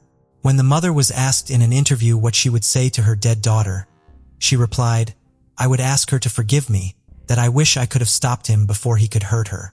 Unfortunately, after initially confessing to Angelica's murder, Conrado Juarez Ramirez recanted his words. This time, he claimed that his sister, Belvina, called him on his cell phone one night in July 1991, describing that Angelica had fallen down the stairs and she needed his help to dispose of her body. He then admitted that he helped her bind the child's body. Then he and Belvina drove to the Henry Hudson Parkway, where they dumped her body. After the recantation, prosecutors were having a hard time building a case against him. They were worried due to no forensic evidence linking Juarez to the murder. After Belvina's death, there was no potential witness either. While the investigators persisted that he described many things that only a killer would know, the defense focused more on the forensic evidence. Eventually, the case would come to conclusion, after 22 years of a long battle, but not in a way anybody would have wanted. While in jail in 2018, 52-year-old Conrado Juarez Ramirez passed away after falling ill, pending his trial in Manhattan Supreme Court the following year. The case was officially closed after the only suspect was killed. As for Angelica's father, Genaro Ramirez, investigators concluded that although he might have other potential victims of his own, he was most likely unaware of his daughter's fate once he left home and never came back. There is no doubt that this poor 4-year-old girl had been through a lot before tragically being murdered and left to rot. Yet it's amazing to see strangers pouring out their love for her while her own family failed and betrayed her. We can only hope that the little one could rest in peace with her name on her gravestone after 2 decades.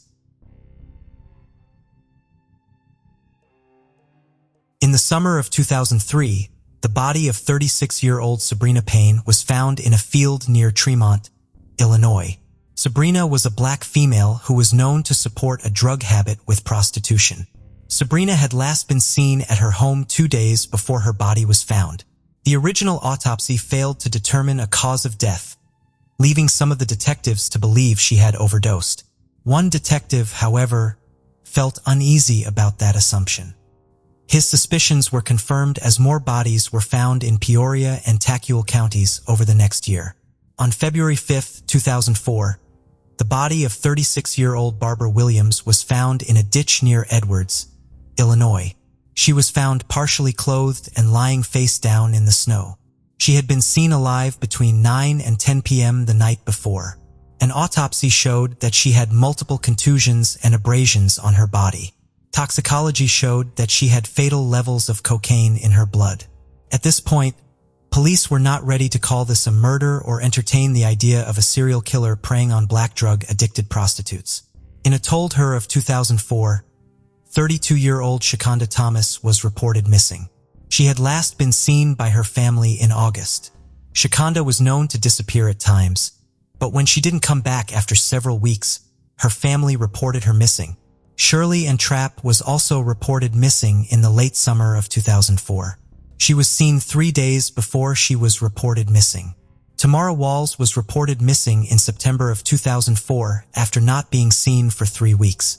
All 3 missing women were also black females known to support a crack cocaine habit with prostitution.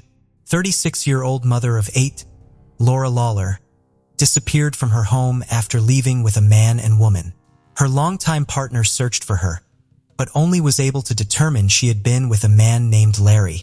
Her boyfriend and father to her 7 daughters and 1 son describes Laura as the love of his life and a beautiful soul. The two had experimented with crack cocaine, and Laura seemed to struggle with addiction before her disappearance. On September 25, 2004, Linda Neal was found on Keene Road in Tazewell County. She was found noodle on the side of the road. Linda, like the other women, was known to be part of the drug scene in Peoria. At this point, police had determined there was likely a serial killer stalking black females in the Peoria area. A task force was formed, which one detective states would have occurred much quicker if the victims had been white females. While police desperately searched for the killer, they kept a close eye on women in the community at risk. Despite their efforts, on October 15, 2004, Brenda Irving's body was found in a ditch near Farmington. Brenda was found nude, and an autopsy determined that she had been strangled and suffered blunt force trauma to her head. She also had fatal levels of cocaine in her system at the time of her death.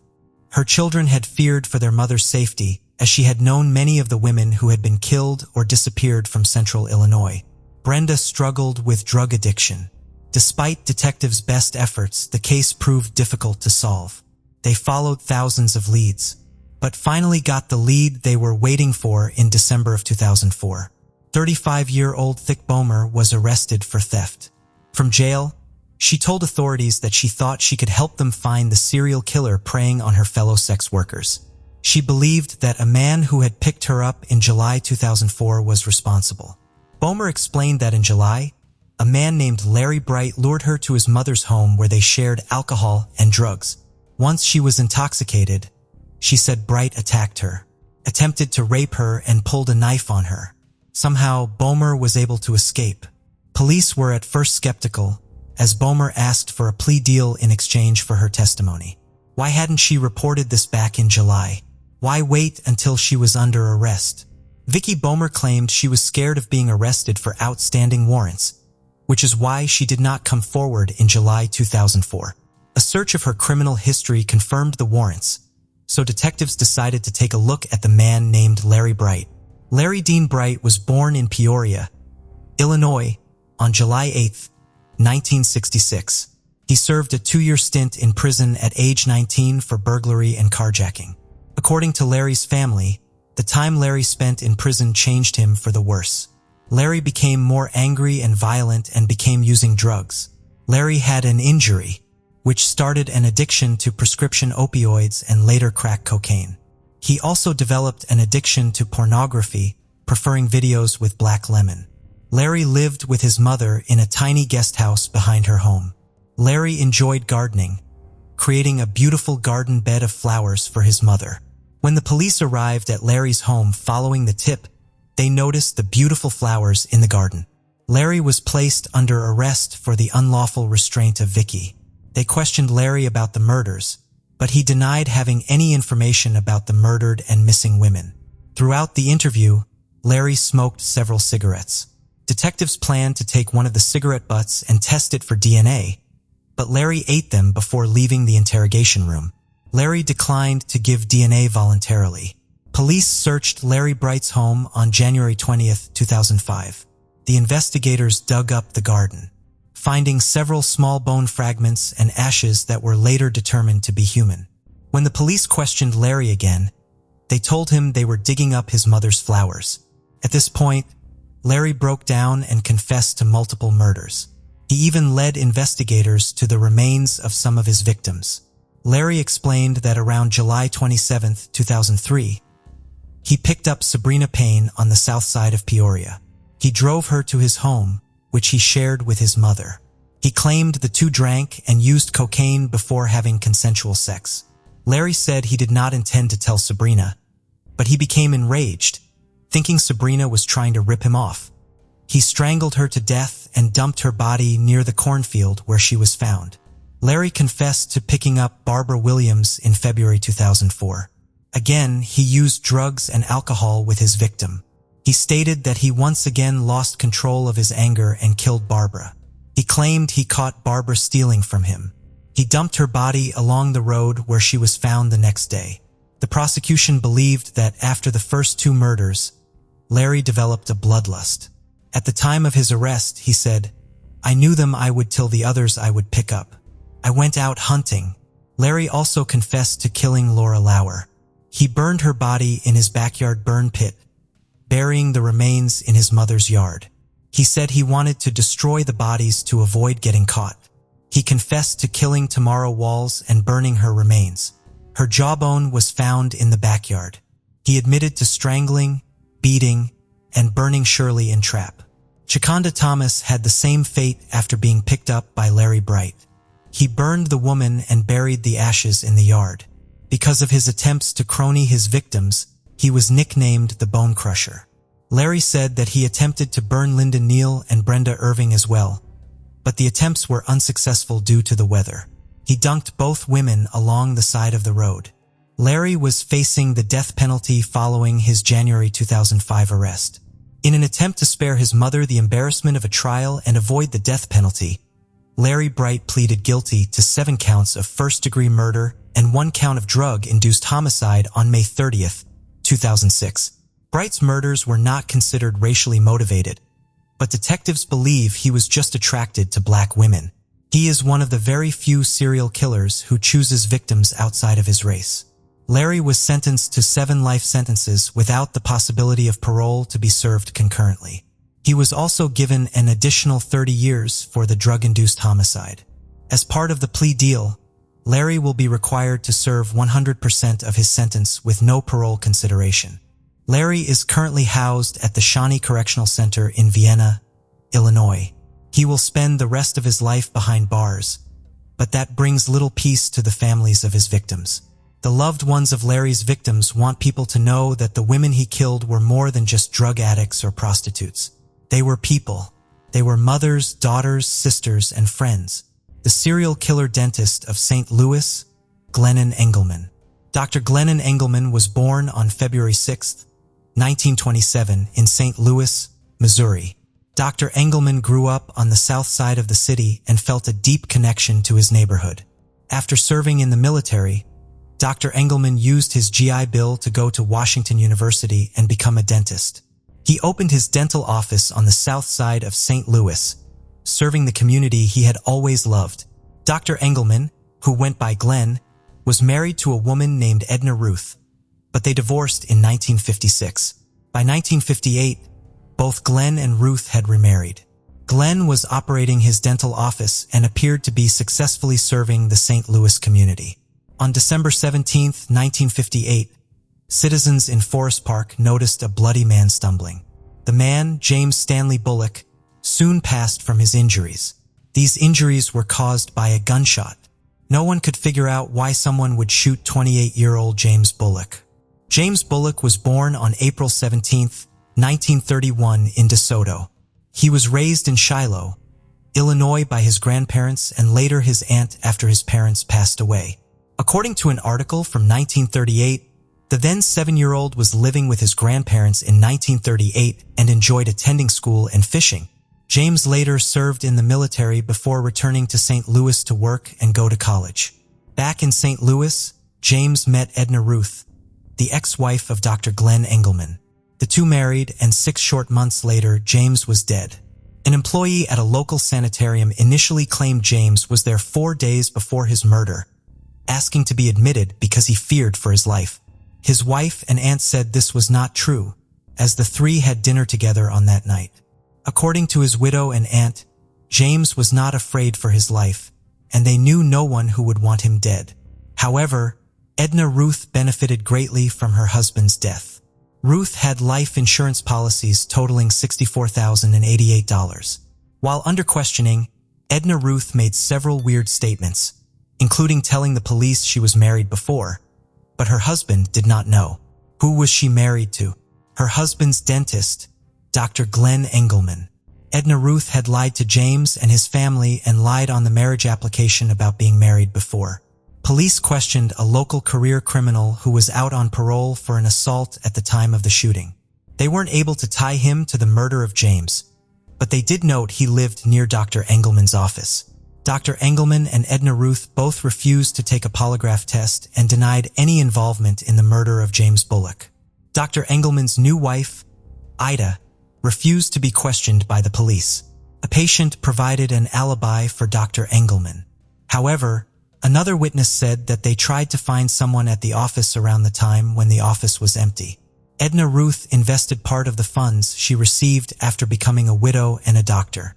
Been bored being a dentist, so he often ventured into other areas of business. This included buying a trike strip along with a partner, Eric Fry.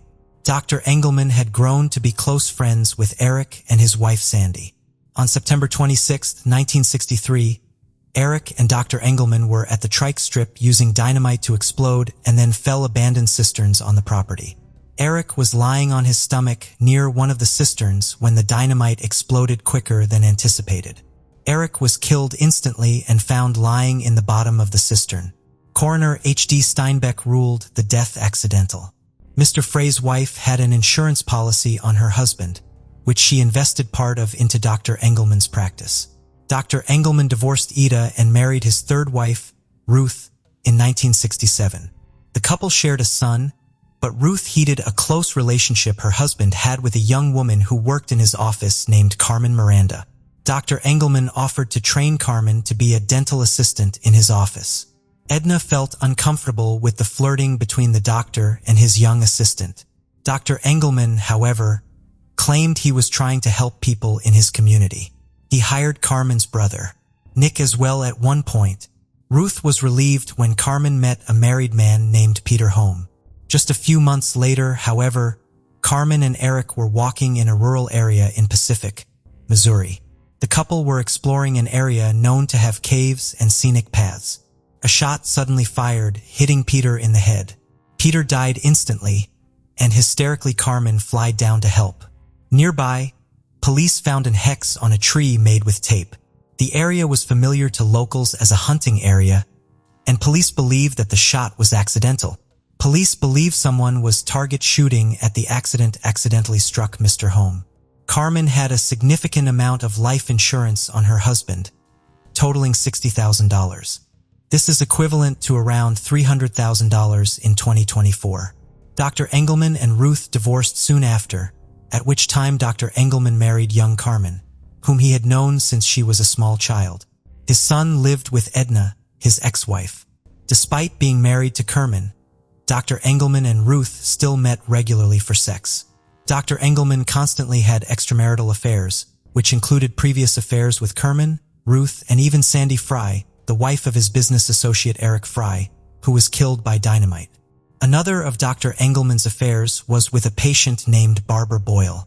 On November 3, 1977, someone pretending to be from the farm girl walked up to the farmhouse owned by Arthur and Vernita Goosewell in Edwardsville, Illinois.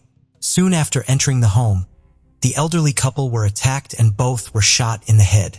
The wealthy couple left $340,000 to their son, Ronald Goosewell.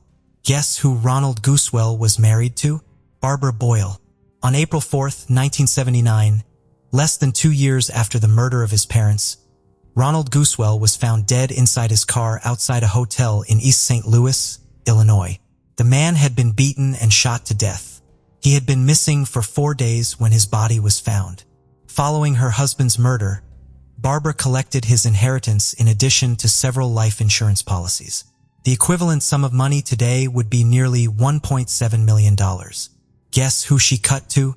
Dr. Glennon Engelman. Following the murder of Marmold Goosewell, authorities were starting to notice the trend of connected deaths to Dr. Engelman. His patients and community, however, only saw a generous man committed to helping his community and its citizens. Dr. Engelman was not the greatest dentist, however. He often did a sloppy job of making casts for dentures and dental appliances, requiring the work to have to be redone by the dental lab several times. His business was struggling, however, and he soon found himself in debt with the dental lab owned by Sophie Barrera. Sophie Barrera owned a South St. Louis dental laboratory and had grown tired of waiting for Dr. Engelman to pay up by 1980. She filed a lawsuit against the doctor that was said to go to court just a few days after Sophie was murdered. On January 14, 1980, Sophie entered her vehicle in South St. Louis.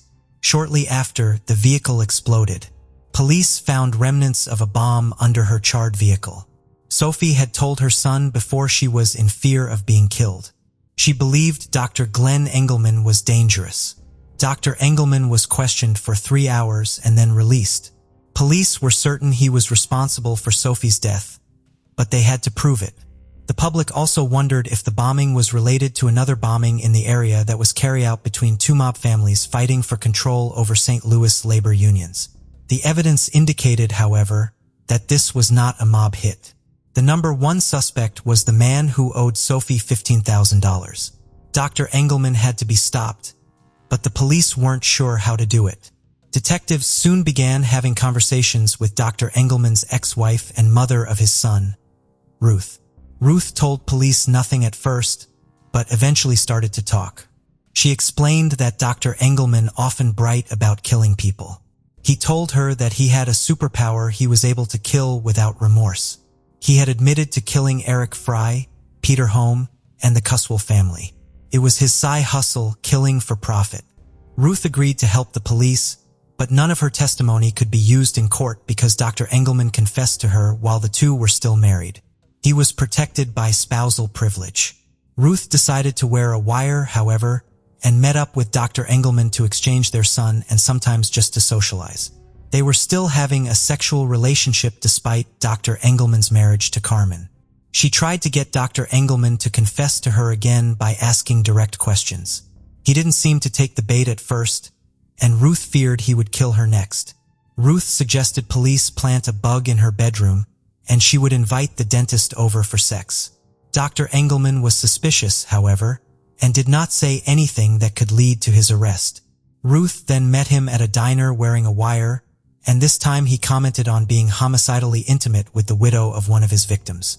He admitted to the murders in great detail, providing just what police needed for an arrest. He explained that he found murder more sexually satisfying than sex. His ex-wife was given a new life in the witness protection program. Carmen, who was no longer married to the dentist, and her brother Nick were brought in for questioning to corroborate the allegations against Dr. Engelman. As possible co-conspirators, they asked for and were granted immunity to testify against the dentist. Carmen told quite the story. She said she was working for the dentist when he suggested she find someone with good benefits to marry. He told her about Eric Fry, whom he said he directed Sandy Fry to marry with all intentions of murdering the insurance proceeds. Soon after she was married, Carmen said Dr. Engelman told her where to go and made sure her husband was shot and killed. He staged it to look like a target shooting accident. Clennon Engelman was finally arrested and charged with murder in 1980. Carmen testified at Dr. Engelman's first trial, for which he was convicted of murdering Peter Hom and given 50 years in prison. The dentist then pled guilty to the murder of Sophie Barrera to avoid the death penalty. Serving a list sentence for that murder in Missouri, Dr. Engelman was back in court by 1985 in Illinois. In 1984, Robert Handy, a conduct and acquaintance of Dr. Engelman, admitted to authorities that he had taken part in the murder conspiracy of the Goosewell family. He implicated Dr. Engelman, who had bludgeoned Harmel Goosewell and Shaheem, as well as Ronald's widow, Barbara Boyle. Dr. Engelman was given 3 life sentences for the Goosewell murders. He also was convicted of federal mail fraud and given a 30-year federal sentence. He is believed to have killed at least 12 people, including conspiring with his first wife to kill her husband, James Bullock, in 1958. Edna Ruth was never charged in the case due to lack of evidence. Barbara Boyle went on trial for the murder of her in-laws, Arthur and Vernita Goosewell, and husband Ronald in 1985. The jury acquitted her of the murders of Arthur and Vernita by convicted her of conspiracy to commit murder in the death of Ronald Goosewell. Barbara Boyle was sentenced to 50 years in prison in 1985. She was granted parole in 2009. Dr. Engelman enjoyed his notoriety in Missouri, often comparing himself to legendary outlaw Jesse James. He is believed to have killed at least 12 people, but the actual number is unknown. Unlike other serial killers, Dr. Engelman was inspired, at least in part, by greed. He also seemed to revel in his ability to not feel remorse. Dr. Engelman died of diabetes-related health issues in 1999 at age 72. He was incarcerated in Jefferson City at the time. 79-year-old Viola Hagen lived alone in an apartment in Anaheim, California, 1980. On February 18, 1980, a neighbor of Viola became concerned about her whereabouts. Viola was often seen walking around the apartment complex, but she hadn't been seen for 2 days. The neighbor stepped inside Viola's unit and found her lifeless body. She had been assaulted and strangled. Over the years, detectives attempted to solve the case, pursuing new leads or bits of evidence, but failed to identify a suspect, and the case went cold. In September of 2020, the case was reopened. This time, investigators turned to genetic genealogy, which has been used to solve hundreds of cases across the U.S. Investigators used DNA found on Viola and compared it with genetic profiles on genealogy databases. This led investigators to 64-year-old Andre William LePere. He was arrested on April 28, 2021, at his home in Alamogordo, New Mexico, in connection to the case. He is being held without bail at an Otero County jail. It is not believed that Andre and Viola knew each other. Viola's family had this to say in a statement: "Our grandmother, Viola, was a beautiful, happy soul and did not deserve being violated in her final years of life. We are so grateful for the Anaheim Police Department never giving up after 41 years. That is our message: never, never give up." LePere was in his 20s at the time of the crime and lived close to Viola in Anaheim, California. Sometime in the 1990s, he moved east. He split his time between Arizona and New Mexico. LePere worked as a plumber and a truck driver. He married twice and had 2 children. Investigators had not established a motive for the crime. In February of 2022, LePere was convicted for the crime. He will be sentenced on May 13th. 21-year-old Partina Eps lived in Inglewood, California in 2005. On April 26th, Partina's body was found lying in a carport in Gardena, California. Someone was backing out of one of the 4 stalls in the carport and then discovered her. A medical examiner determined that she had been strangled. Investigators found fingerprints that did not belong to Partina on her purse. There was also DNA from a man at the crime scene. They theorized that it belonged to the person that ended her life. Technology was not advanced enough for them to identify the culprit. Investigators could not find other useful leads, so the case went cold. In 2021, investigators took another look at Partina's case. They resubmitted forensic evidence from the crime scene using new technology. This led them to 56-year-old Charles Wright. He was arrested on January 27, 2022. Wright denied involvement in the crime. He said his fingerprints were on Partina's purse because he sold it to, according to him, at the time he was selling purses, tennis shoes, and clothing from the trunk of his car. Wright had a harder time explaining away why his DNA was found at the crime scene. Wright has been working as a teacher since 1999. He said he resigned from Inglewood Unified School District to fight the case against him. This is what he had to say. "I didn't do this. The thing is, everybody that knows me knows that I used to sell bags and clothes out of my car. That's the only possible way could happen." He said he believes people who purchased bags from him during that time period could confirm his story. County Administrator Erica F. Torres, head of Englewood Unified, told staff and parents in a letter dated Saturday that the district learned of the accusation the day before and that Wright would no longer be teaching at any of its schools. Wright is scheduled for arraignment on June 28, 2022. Authorities said that anyone with information regarding the case can anonymously contact Crime Stoppers at this number.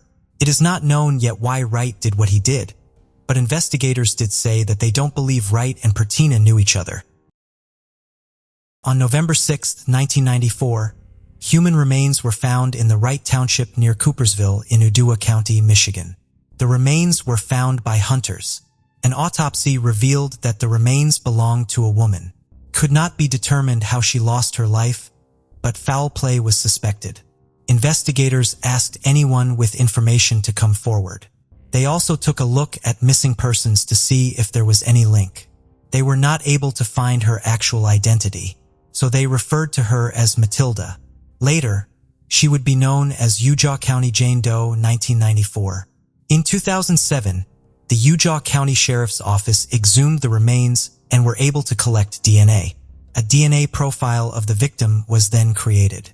She could not be identified, however, because her DNA was not in the combined DNA index system used by the FBI. Recently, the Udoa County Sheriff's Office partnered with the DNA Doe Project to identify the Jane Doe. The DNA Doe Project uses forensic genealogy to identify victims of crime, matching victim DNA to living relatives' DNA in various DNA databases. Recently, using that process, they identified the woman as Shelley Ray Keppert. She also went by the name Shelley Ray Christian. She was 29 years old when she went missing in 1993. She lived in Hennepin County, Minnesota, near Minneapolis, but was last known to be in Grand Rapids in February 1994. Udoa County Sheriff's Office Captain Jake Sparks said that Shelley Ray's mother and her children are still alive. Sparks hopes that now the victim's name and photo has been released, investigators can backtrack to see who she was with, why she came to Michigan, and hopefully who she was associating with. Until you know whose death you're investigating, it's very, very difficult to do an investigation, Sparks said. Maybe we have someone who steps forward and says, "Yes, I knew her," an old roommate or coworker who can provide some answers, and we can try to drill down into it and figure out who was in her life at that time. None of that can really start until we have her name. Anyone with any information about the investigation or knew Shelley Ray is asked to contact the Udoa County Sheriff's Office or Silent Observer at 1-877-888, Silent 745,368, or Mozo-Tips.com. Shelley Ray was known to wear unique glasses, as can be seen in one of the photographs. She may or may not have worn them near the time that her life was taken. 35-year-old Helen Cardwell lived in Chicago in 1992. She had recently moved from New Jersey and was due to start work at Lutheran General Hospital. On November 8, 1992, Helen's sister and brother-in-law came to visit her, but when they entered her room at the Leaning Tower YMCA in Cook County, they discovered her lifeless body. She had been strangled. Investigators collected DNA from the crime scene that belonged to the person that took her life. Detectives worked the case until 1993, but the case went cold due to lack of investigative leads. In late 2020, investigators reopened the case. They submitted numerous pieces of evidence to the Northeastern Illinois Regional Crime Laboratory in Vernon Hills. The DNA of those samples matched the DNA of Richard J. Sisto. Sisto lived close to Helen at the time her life was taken. He was on parole for a 1977 assault case in Dallas, Texas. Investigators had trouble finding Sisto after the DNA match in late 2020. Then, in August of 2021, a police database search revealed that Sisto was in jail in Texas on a 2006 parole violation warrant. Cook County detectives then traveled to Texas. There they interviewed Sisto and took a DNA sample. After some more DNA tests, it was confirmed that he was indeed the one that took Helen's life. Sisto was later brought back to Illinois to face the charges against him. It was announced to the public. At the public announcement, Helen's sister, Noka Irvin, spoke. "I'm so grateful they decided to reopen this case, and I just appreciate everyone's effort in solving it." 72-year-old Sisto was taken to the Cook County Jail on November 24, 2021. Frustratingly, he passed away in late January 2022. The cause has not been revealed yet. Thank you for joining us on this journey into the depths of unsolved mysteries. Cold cases not only challenge our understanding of the past, but also ignite our curiosity and determination for answers. Remember to subscribe to stay updated on our latest investigations. And if you have any information regarding the cases we've covered, don't hesitate to reach out. Together, we can shed light on the shadows of the past and bring closure to those who seek it. Until next time, stay vigilant, stay curious, and never stop seeking the truth.